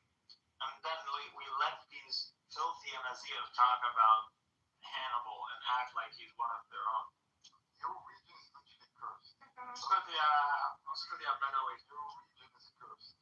There's no such thing as curse. Bedouin انت للمسجد بس. Yeah. You shouldn't even be talking to us. In your chain of command, you have to report to the pharaohs before you report to the sons of God. No, we're the sons of God. Don't taint us with the son of man's tribulation. Disgusting, filthy Gentile. I don't understand why this Ottoman house made this stuff. What do you mean? I don't know why people insult us with Ottoman. Like when you say Ottoman, you're talking about me. Yeah, man, we're Ottoman. What are you talking about? I love being Ottoman. You tell me when you bring up Ottoman history, like I'm waving the flag, I'm playing. I play the dude. I'm the most neo-Ottoman person on this app. What are you talking about? You're preaching literally to the wrong guy. I'm like an Erdogan fan groupie. Like, what are you talking about? You can't be a Wahhabi for the Grand Ottoman. I'm not a Wahhabi. But I'm definitely a Muslim Brotherhood. Like I don't need to align with the fucking. Listen, shut the fuck up. That's because I'm always speaking from a Western perspective. But if this was an Arabic conversation, أنا حمساوي بس. الموضوع أنا واحد حمساوي. والكل بيعرف إيش يعني. إحنا حمساوية، إحنا مش إخوان ولا إحنا داعش. إحنا حمساوية بس. هم عارفين العرب بيعرفوا إيش يعني حمساوي خلاص. But listen, why do you keep switching mid-comments to Arabic? Because you understand Arabic, and sometimes these terms would just be clear to you when it's brought up in Arabic. اسكت يا ابن انت بتفهم عربي وما تعملش حالك لا.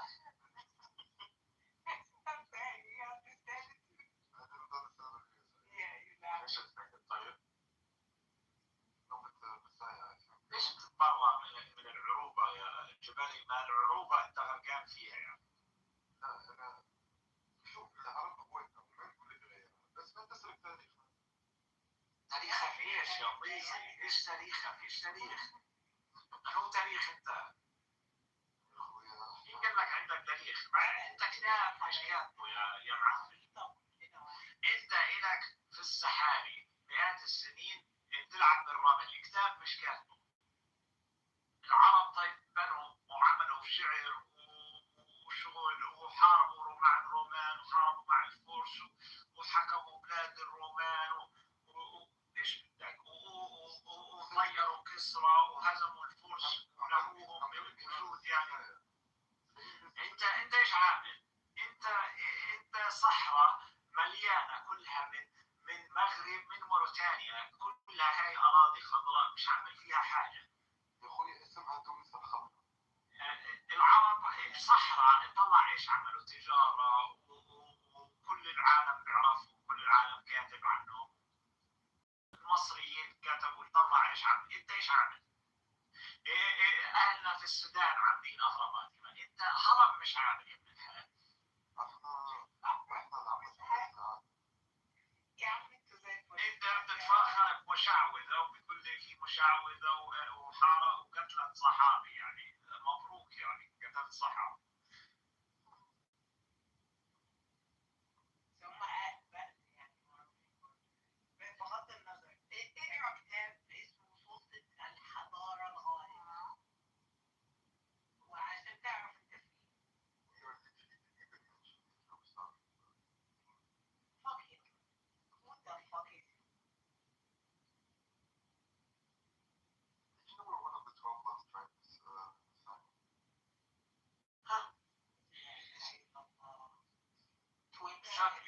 Shut your sand and the word E1B songs.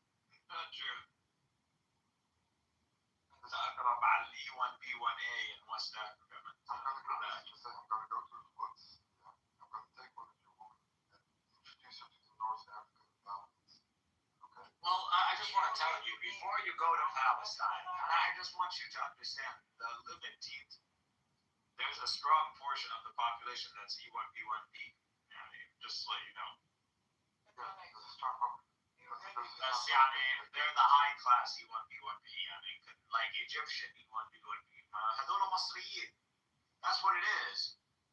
We have intermarried. We have intermarried with the Egyptians. That's the whole Ishmael verse and Haja. That's the whole story of that. The pyramids, all the hieroglyphs, they're Semitic. They can be read in a Semitic language. So because there is only the Afro-Asiatic language. That's what it is. And these hieroglyphs actually can be read in Arabic. And that's crazy to me. Like, how is this stuff? You're capable of reading this in Arabic. We can't read this in no Amazigh because there was no Amazigh that you could read off of anyway. Why do you keep talking over? Let this. I thought that's what we're doing. No. What are we doing? Listen, you're supposed to be like the civilized church. No. No. I'm doing more like the Semitic with the Maccabean attitude. Like, that's what I'm doing. Yes, but you're like keep yelling over, and it's Yeah, because you're a Gentile. Listen, no, I'm not a Gentile. Yeah. Listen, نحن أولياء يعني. إحنا الأولياء تاعنا. saying this as somebody from Sham, you're so great from a house made of glass. أنا بارك الله في شأنك. Bro. وفي يمننا وفي what else؟ حجاز. لا ما فيش حجاز بس اليمن والشام يعني. I don't see the barakah of your very house. I mean, that's what it is. What is the fertile crescent? يعني Mesopotamia is a jigsaw. It's not like 100% ours. Like, it's the south mainly that's ours. So fulfilling the covenant of Abraham. Our lands are between the Euphrates and the Nile. That's the fact. احنا حتى west of the Nile هذا المصريين مصريين. أما أهل سيناء هذول عرب. هذول الحكساس.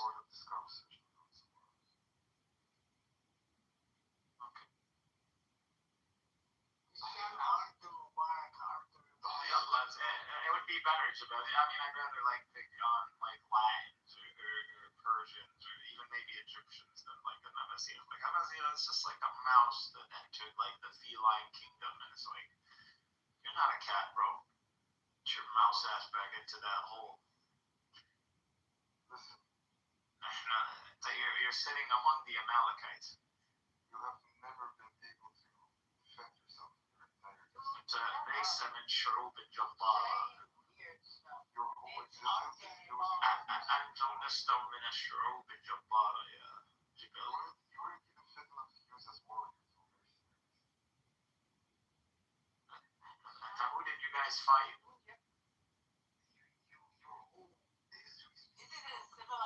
Dude, the only ones you can't fight, Jund Sham or Jund Masr. These are the only Jund that you should not be fighting against. Like, you're not ever gonna beat Jund Sham. You're not gonna beat Jund Masr. That's. Those are the captains. And this is pretty much. They have a symbiotic relationship, anyways. Like Sham and Egypt, they're intermarried. You can see there is a strong portion that's E1B1B among the Levantines, and you can see you have all of like Ahl Sina pretty much are Semites. Like they're so you can see there's an intermarrying that's happened. Who beat the Omegas? The Abbasids beat the Omegas. What are you talking about? Hashem Hashemites are the ones who beat Beni Umayyah. You didn't beat Beni Umayyah. What is he talking about? I don't know, but he didn't. I think he's mistaken like the Fatimids. Like I wouldn't even. I'll agree. The Fatimids are probably Amazian leadership. They lied or something. I mean, they're not actually Hashemites. But they were. The leader, he betrayed those tribes, the Amaziah tribes. They didn't end up like gaining that much favor anyways. He turned it into a dynasty. And you can say what you want about the Ismailiyah, but they are people who hold to like logic and reason. His name is Jabalius. Jabali? This is like mountains in Arabic. Jabali. Yeah. He's a mountain people. Is he? I love Jabali. He is Berber. No. Yeah.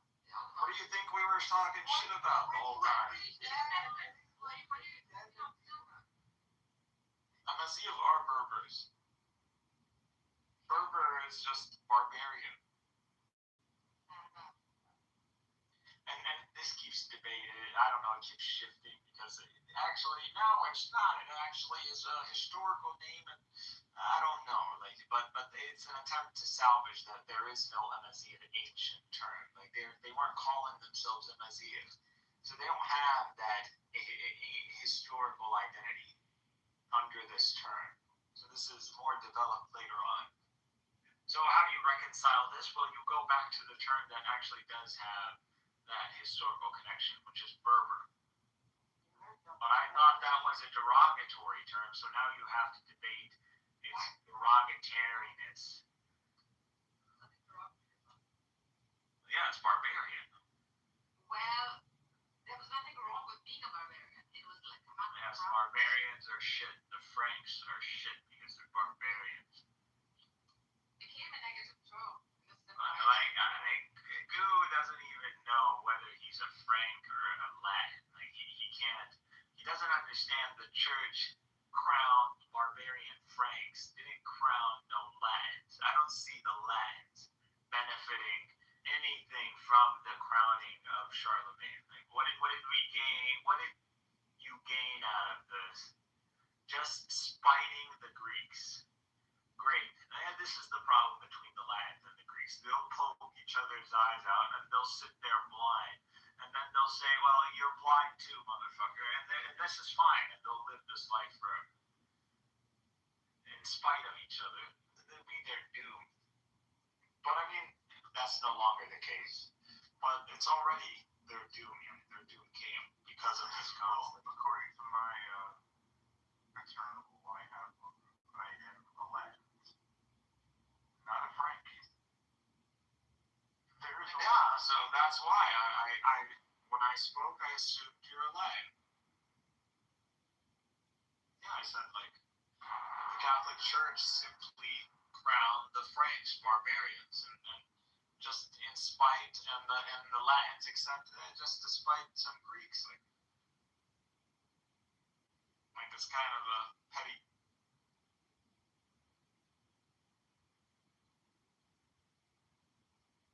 Like Romans want to do nationalism after their empire fell. And it didn't fall because the empire as a structure fell, but because they were not racist. Do you see what the Catholic Church is? Yeah. So how do you avoid the Roman mistake? You don't engage in diversity, but the diversity is the reason the Roman Empire got to become the empire that it was. It became the structure because it brought in these foreign people, made them part of the empire, and they got rewarded with land. And that's how the empire expanded. These people are now dedicated this land is only given to them under the authority of the Roman Empire. So they have loyalty towards the Roman Empire. You make loyal subjects via land exchange. And they, in return, maintain the territories of the empire. Very successful model. Up until the Greeks end up playing in the game. But what's going to happen when you take over mostly a Hellenized world? You're going to have a lot of Greeks in a system where the majority or a strong portion are Greeks.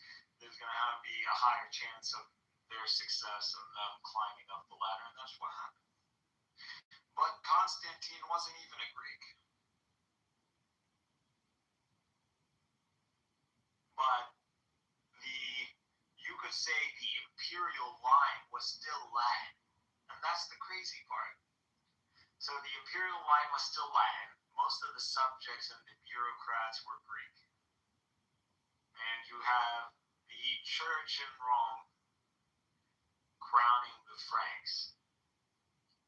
And they're doing this under the notion that we're Latins, and you guys don't even really represent Rome. We represent Rome because we're Latins. And that's really the blasphemy. That's really where you blaspheme in the notion of Rome. Catholic Latins are not Romans. They're the opposite of Romans.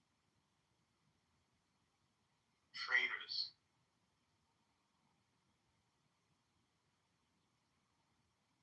Oh well.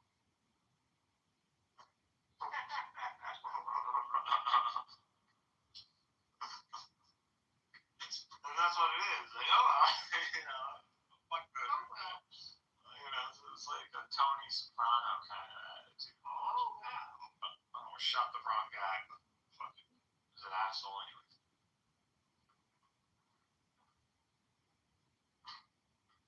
And love that with the Jew scene, like, here we are, we're back.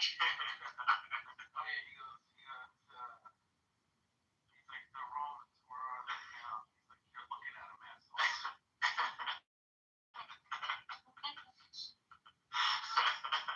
That was like such a brilliant fucking scene. That was.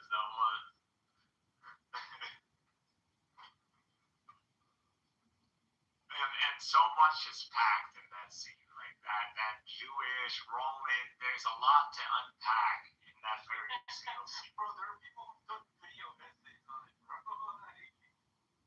Hilarious. It is, it's a lot. It's very representative. Very much summed up that relationship.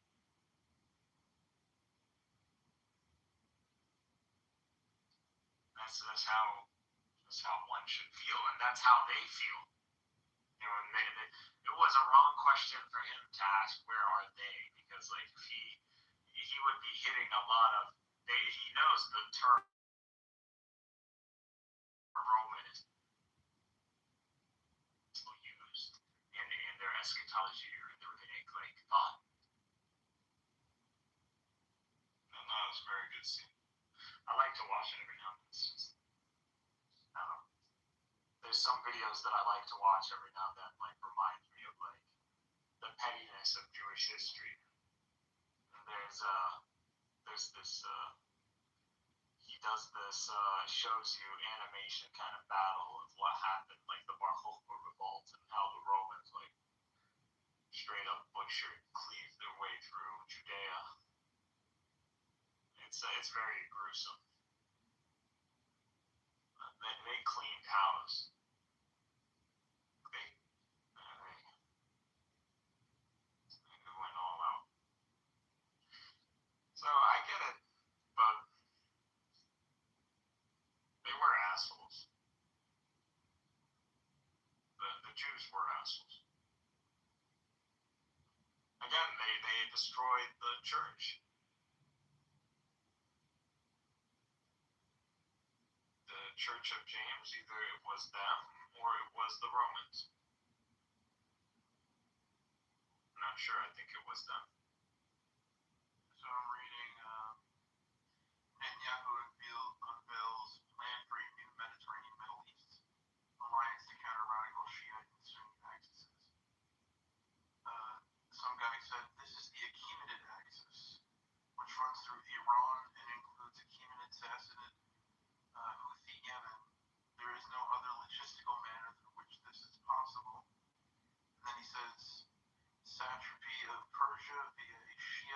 Jewish alliance, like in the movie Madagascar, where the penguins escaped Western captivity and found their way back to Antarctica and hated it. So guy goes, quiet, Nazi. Turks were allied to Christian Rome/Byzantium versus Persia. That's the only reason why Sassanids barely lost the Roman-Persian wars. Muslim Turks conquering Byzantium led to the Columbus expedition, and Columbus said in the Book of Prophecies that his mission was to retake Jerusalem. Additionally, today, Roman Turks have become aligned once again as Meloni abandoned right-wing populists on Middle Eastern North Africa when she became informed enough to realize supporting Turkey and the Arab Spring stabilizes and empowers Europe/Western civilization against Iranian Axis threats. What an analysis here. I don't know. That last one was a stretch. That was he did not build up to that conclusion properly. But the Arab Spring, proved like they had a boiling point. That the Arab world had a boiling. It says there are 3 alignment forms: NATO, Turkey, EU with Arab Spring and allied states. 2, Russia-backed India, UAE through the Greece axis. 3, the Iranian axis. U.S.-Israel right are 2, U.S.-Israel left are 1. 2 and 3 share Arab Spring enemy. Naftali Bennett admits weakening Iran boosts the counter to Iran, Turkey, NATO. Actually, I get what is being hinted at. A proper alliance, if it wasn't for ideology, if it came down to geopolitical strategy, Israel and Iran. And there's a great portion of the Sunni Arab world that believes this alliance is already at play. That the whole Shia expansion all the way to the Levant, Lebanon, and Syria, and what culminated in Syria, was in tandem with the project of Israel to demographically shift the region away from like an Arab Sunni demographic. So this is a predominant understanding in the Arab world. You would say most of us, we agree with this. And this is why I don't like Iran, because they attempted sectarian cleansing. So from our perspective, that's why Arabs are not going to shed a tear for Iranians. So when we see them getting killed in the streets, yeah, it meant to you guys killing us in the streets. The vengeance later. Not now, at least not now. Yeah, not now, but before. Right here, you got an Egyptian. See, she'll tell you, she'll affirm what I'm saying. Those who feel And it's just, this is what, I'm not telling you this is how necessarily I understand things are nuanced, but if this is what the Arab street thinks of this is the predominant thought in the Arab street. That's what it is. And this is a term that we use. We say, الشارع العربي, الشارع الأمريكي. This is as in the public, but not the sophisticated public, the public opinion. So like an articulate way to represent the public opinion. And this is a factor that you have to take into consideration. You can't try to reason with this factor. We don't try to reason with the American public. We understand, like post 9/11, the American public was out for blood, and you just had to bite the bullet on that one. You can't try to reason with them. So, like right now, like the Shara al-Irani seems pretty defiant that it can huddle around a leadership and deal with an external threat, a war. And they seem that they are getting their ducks all in one row, and they're as a people. No. I see the Iranians. I see the regime stronger than what people thought. I see that Iranians are strongly in alliance with their regime. Not necessarily they support like the Islamic aspect of the revolutionary regime. But nevertheless, as a revolutionary regime. They are still support. They are all still, for the majority part, believers in the revolutionary movement. And they're not going to blaspheme in the revolutionary movement. And because the revolutionary movement is so sacred, the notion of a foreign threat or a foreigner trying to impose creeds on the nation, this is not acceptable. This is what the whole revolution was about. So I think that's what a lot of people are missing. You always want to confuse the Islamic regime, but that's not the proper term. The revolutionary regime. And then everything starts making sense. The revolution has forgotten its prime objective. It doesn't even know what it is fighting for. No, I believe the enemy gives clarity. So when the enemy comes and collapses on you, it gives very good clarity on who the enemy is. He's the one that's killing you right now. He's the one who's starting a war on you. First of all, that's what the regime has been saying all along. And what are they trying to do? They're trying to impose on you can't have a nuclear civil program because that's what they want. They want to shut it down completely. They don't want you to have a ballistic program, so they want to limit your technological access. So when you limit my ballistic program, guess what? Space programs. There goes launching satellites, into space. There goes a lot of that. There goes space exploration. You're putting a cap on a civilization. They want to slow it right down, technologically. Yeah, that's what you want to do to them. And why should they accept that? They'll fight. I believe they will. And I know that America knows that at this point they're in a bad spot. Right now, Trump is in a bad spot. Is that going forward yet? You think he's going to go do it? Building as much leverage, and they're going to negotiate. Aren't they negotiating right now? Aren't they? Where are they? You don't know if you're going to be attacked or not. They're not doing it in Milan. They're doing it in Geneva. So this is Europe. They're going to do it in Europe. In Geneva. With no mediators.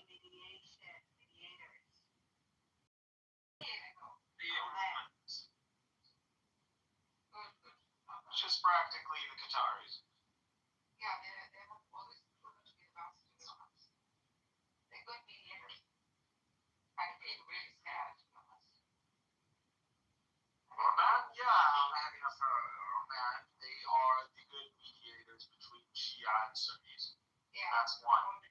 And they're a good factor for anti-interventionism. So that also, and they're the most peaceful Arab country in all of Arab history. You want to go and experience Arab life or Arab society in the way that it is in a kind of a historical way, like you would go and visit Japan or Korea. Go to Oman. Go to Oman. That's all you have to do. Yes. That's it. It's a little bit like old school, though. See what Islam is. You'll see what it's all about. You'll see what the culture is all about. That's it. You'll see the beauty of the pure Arab environment. No expats, not a lot of. Yeah. I'm not saying it's perfect, but it's cute. It's cute. It's a very nice corner. It's very positive. You like that the environment. It's so tiny. I mean, you're right next to the UAE too, so it's not that hard to just get to Oman. Yeah. Oman's not small. Mostly desert. I mean, most of our lands are deserts. When you look at all of our maps, you think our countries are big, but when you look at our maps, they actually go like the little small green strip, and all of it is desert. We don't actually have arable land. We have a lot of land. If we make it arable, it will be amazing. And we can, because the Chinese are literally doing it right now, and they're extremely successful. They have turned deserts into green oases. I'm not even kidding. And they did this by accident. So they tried to do the whole solar panels. And when they did the solar panels, it led to like the shade or something. It led to weeds started growing, weeds. And so they were trying to clean out those weeds out, but they figured out like this shit is growing in the desert, and like let's grow more of this. And they did this, and all but this turned all green. I saw a documentary a couple of years ago, and they were talking about the great Northern Sahara Cobra. It's protein. This sand is not a sand. It's actually protein that fertilize the Amazon. I think that is what it has to do with that, the whole wind something Yes. there.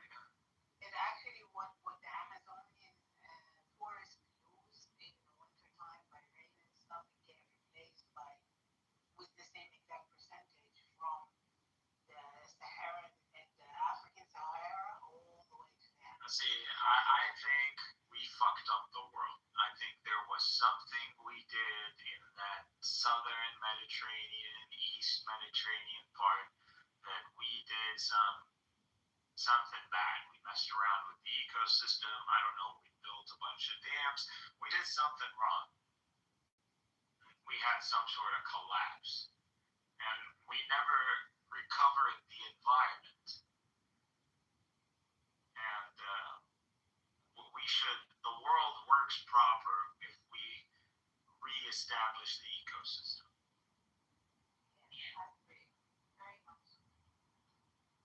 So we're missing like a huge breadbasket in the world. Why? Because these lands are not being maintained. Because Egypt is supposed to be a breadbasket. Egypt is supposed to be way bigger than this. Like water resources is supposed to be a lot greener. It's supposed to be a lot more agriculture. Like that's what it's supposed to be. So it's around the Nile. It's always been around. Like we're looking at ancient Egypt. It's not supposed to look desert. Like all of the pyramids are supposed to look blazing white. They're supposed to be this Greekish. You know what I mean? It's supposed to look like how you think of the Greeks, like green and white marble. Even though these guys were not about the white marble. The ones who were about that were the Egyptian. And they still are. Like if you look at we're all big about marble in the Arab world. Marble is our thing, our buildings. If you are rich, your house is made out of rokhab. Like you got. Still are, but you see, Trump is envying still has palaces for their white marble. Yeah, because that's our style. And there's also a marble. Dude, I saw a couple of stuff in Iran. It's incredible. Yeah, there's the other day was an Egyptian blogger in Tehran, and he stayed in a hotel that was like 600 years old, and oh my gosh, it was so stunning. How did they bump this? I don't know.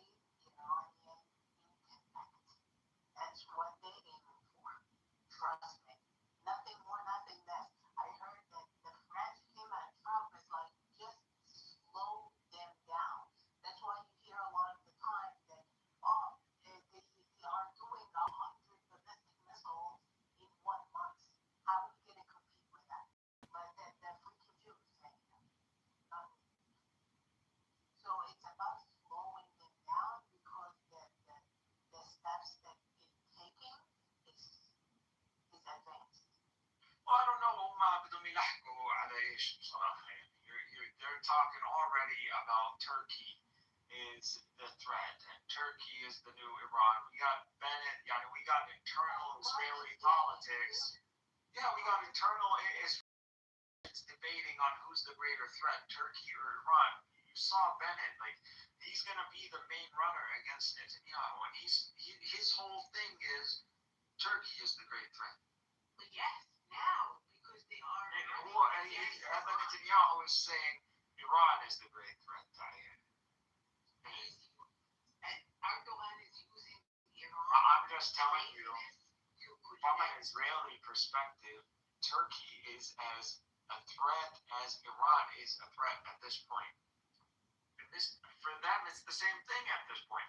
So I don't understand why strike Iran to begin with.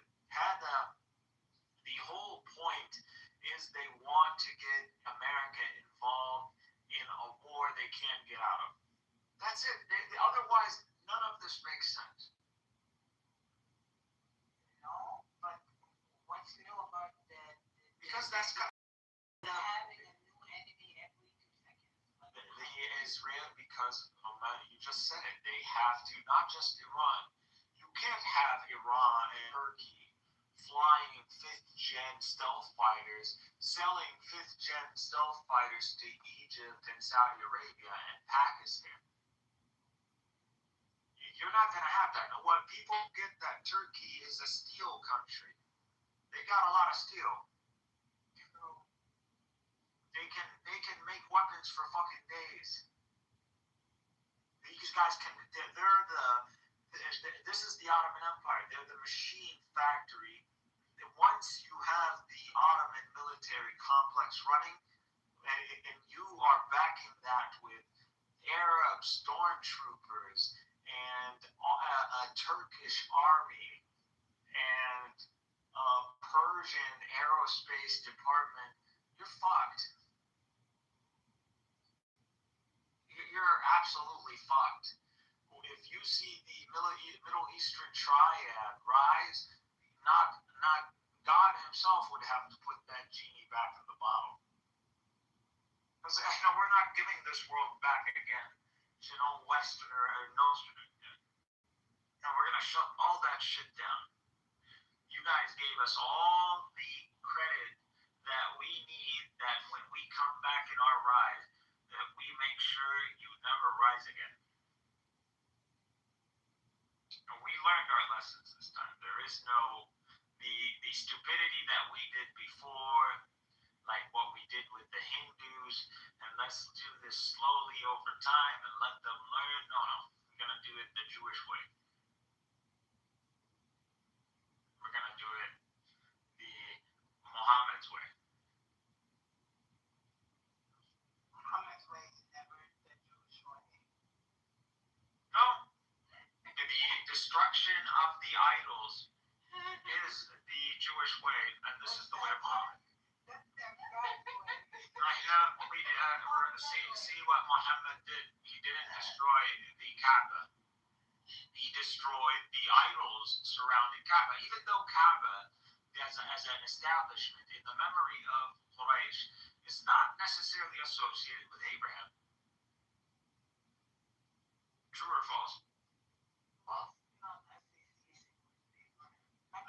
Did Quraysh associate the Kaaba with Abraham? Yes. That's our narrative. That's not the academic narrative. Okay, you know better about the academic narrative, but from here and the Tabari and the Baghawi and all of these people show way up after. They're not in the same. The Sahaba, they're not. Sahaba, no, even I get. You're looking. These are the generation. These are the explorers. These are the investigators. So they're looking at certain claims about the Quran. They're investigating. Like is Prophet Muhammad an Ishmaelite? Are there Ishmaelite Arabs? Are there like actual Arabs? That's what Ibn Khaldun is investigating. Yeah, so he's investigating and he's sourcing Greeks and he's sourcing Romans and he's an historical investigator. That's what he is. He's a sociologist, historian. He's looking in the Athar, so he's just quoting the Athar for you. Like Ibn Khaldun believes the Islamic narrative. At least that's what is apparent. But I'm telling you, based on evidence, we don't have any evidence, strong evidence, other than our tradition that says the Arabs and Quraysh. Yeah, they don't just take it the Athar. They don't go based on Athar. They're not Atharis. Academia is not Athari. They consider Athar, but they don't. They're not. But which academia? Are we talking about academia? We're coming from different frameworks. So we're looking at, we believe in divine providence. So when we look at the Athar, we believe that the trail of evidence that we have, the narrative, is what God wants us to know. And this is why we are able to see these things or know of these things, because God preserved this for us to know. So this is why we're investigating this, because we're coming from a religious school. We're not a secular academic school. We're coming a religious academic. Well, we're religious. Islam, the ruling, all our academia is religious academia. So all of our polymaths are graduates of the Islamic, Hogwarts. The old book poems that before Islam. What? Wait a second. You're telling me there is an Arab poem that we can trace before Islam that speaks of Abraham? Speak about the Kaaba and the association of the Hanafiya, yes. The association of Abraham, though. Yeah. I'd like to see that. What is that called? That is good. That would be good. I would consider for me, I'm not saying that's crazy. I'm saying I haven't heard that necessarily before, so I'd like to see that,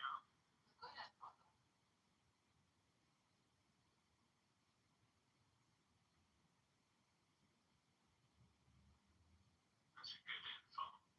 Yeah, that would be great, dude.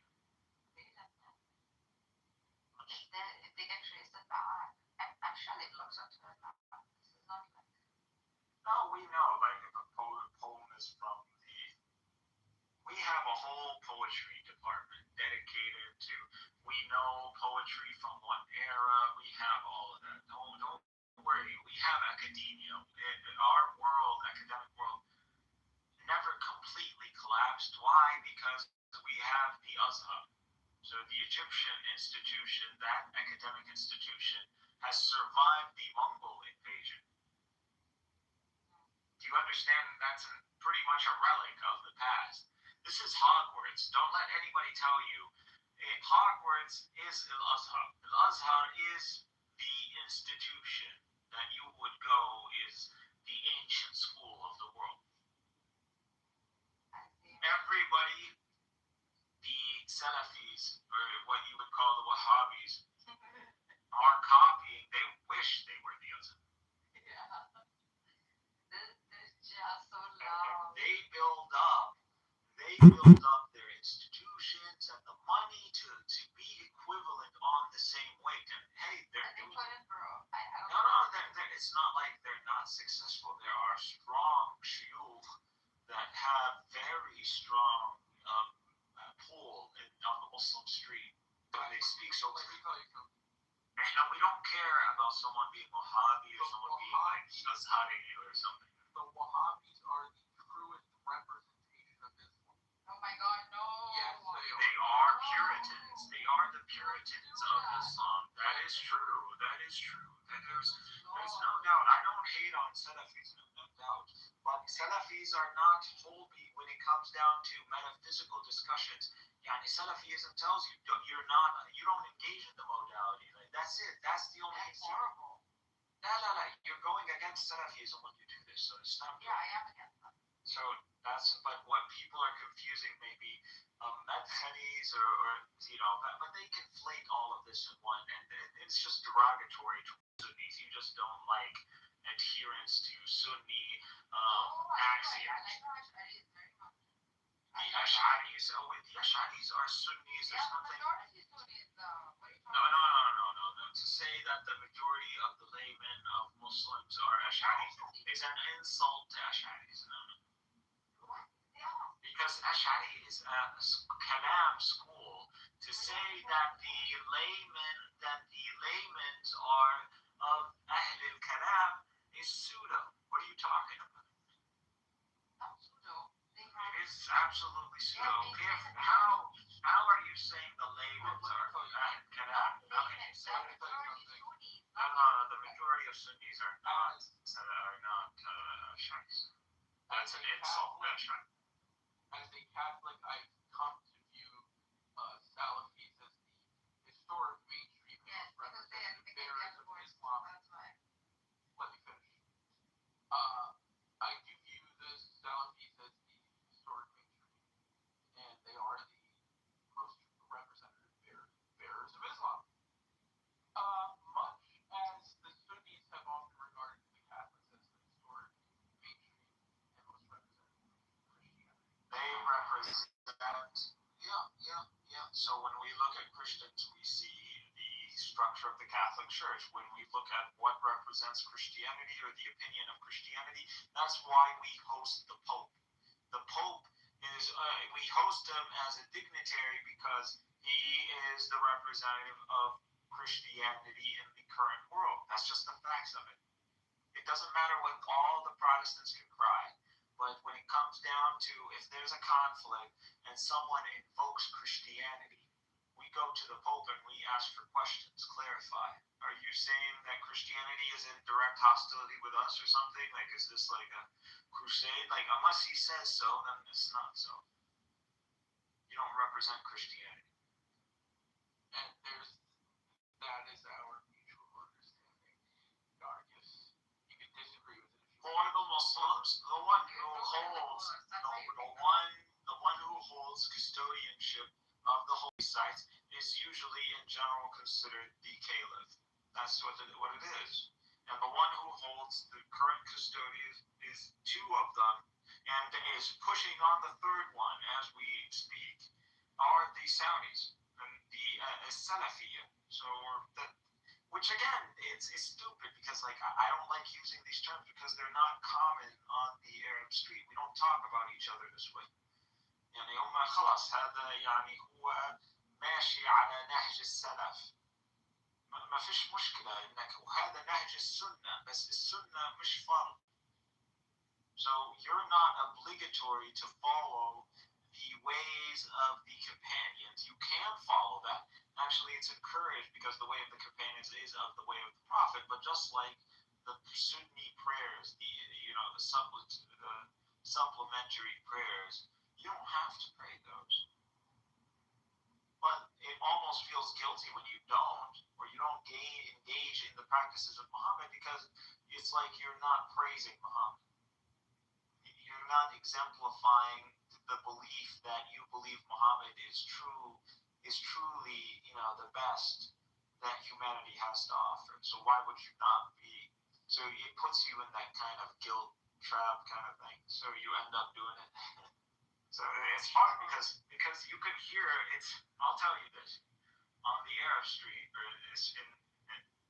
you can curse God.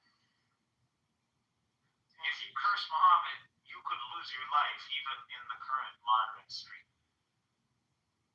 I mean, why would you curse Muhammad? Like, why would you deliberately curse Muhammad even in a moment of anger? Well, Muhammad is just a man. Why would you curse a dead guy? But from the perspective, you can curse God because God can tank it. But Muhammad, what did Muhammad do to you? Muhammad is this. Muhammad in the mindset is someone who went out of his way to bring about a better environment for us all. So we all live in the shade of the tree that he put in the ground and never got to sit under. That's Muhammad. Like all of his life was giving for a project that he wasn't going to reap necessarily the benefits of. And the proof persecution of the very own household. Yes.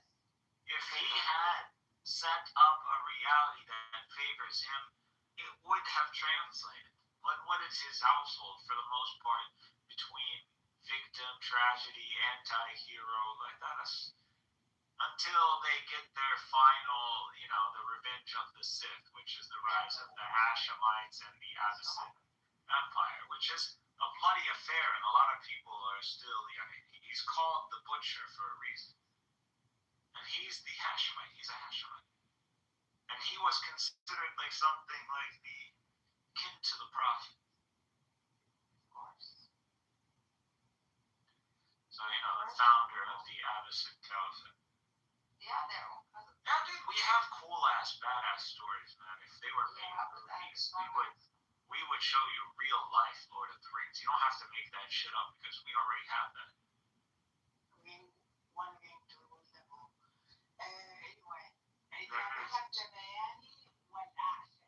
They mentioned my name, why I put the book as cop of the shark day. I can't read the song. I don't know. Yeah, Just write down the poem's name in Arabic, that's all. So I can chat GPT. Or now I'm Gemini. I went all out on Gemini. I have Gemini I've been using Gemini, but like I've been so impressed because it does automation. So it has ran. I mean, I'm still at like 40% of the Quran, but to run this kind of code on and through just prompt based this kind of research is just so impressive to me. Like Gemini is just, but you have to know how to use like Colab and you have to know some Python. But once you get it, like we have automation. Do you understand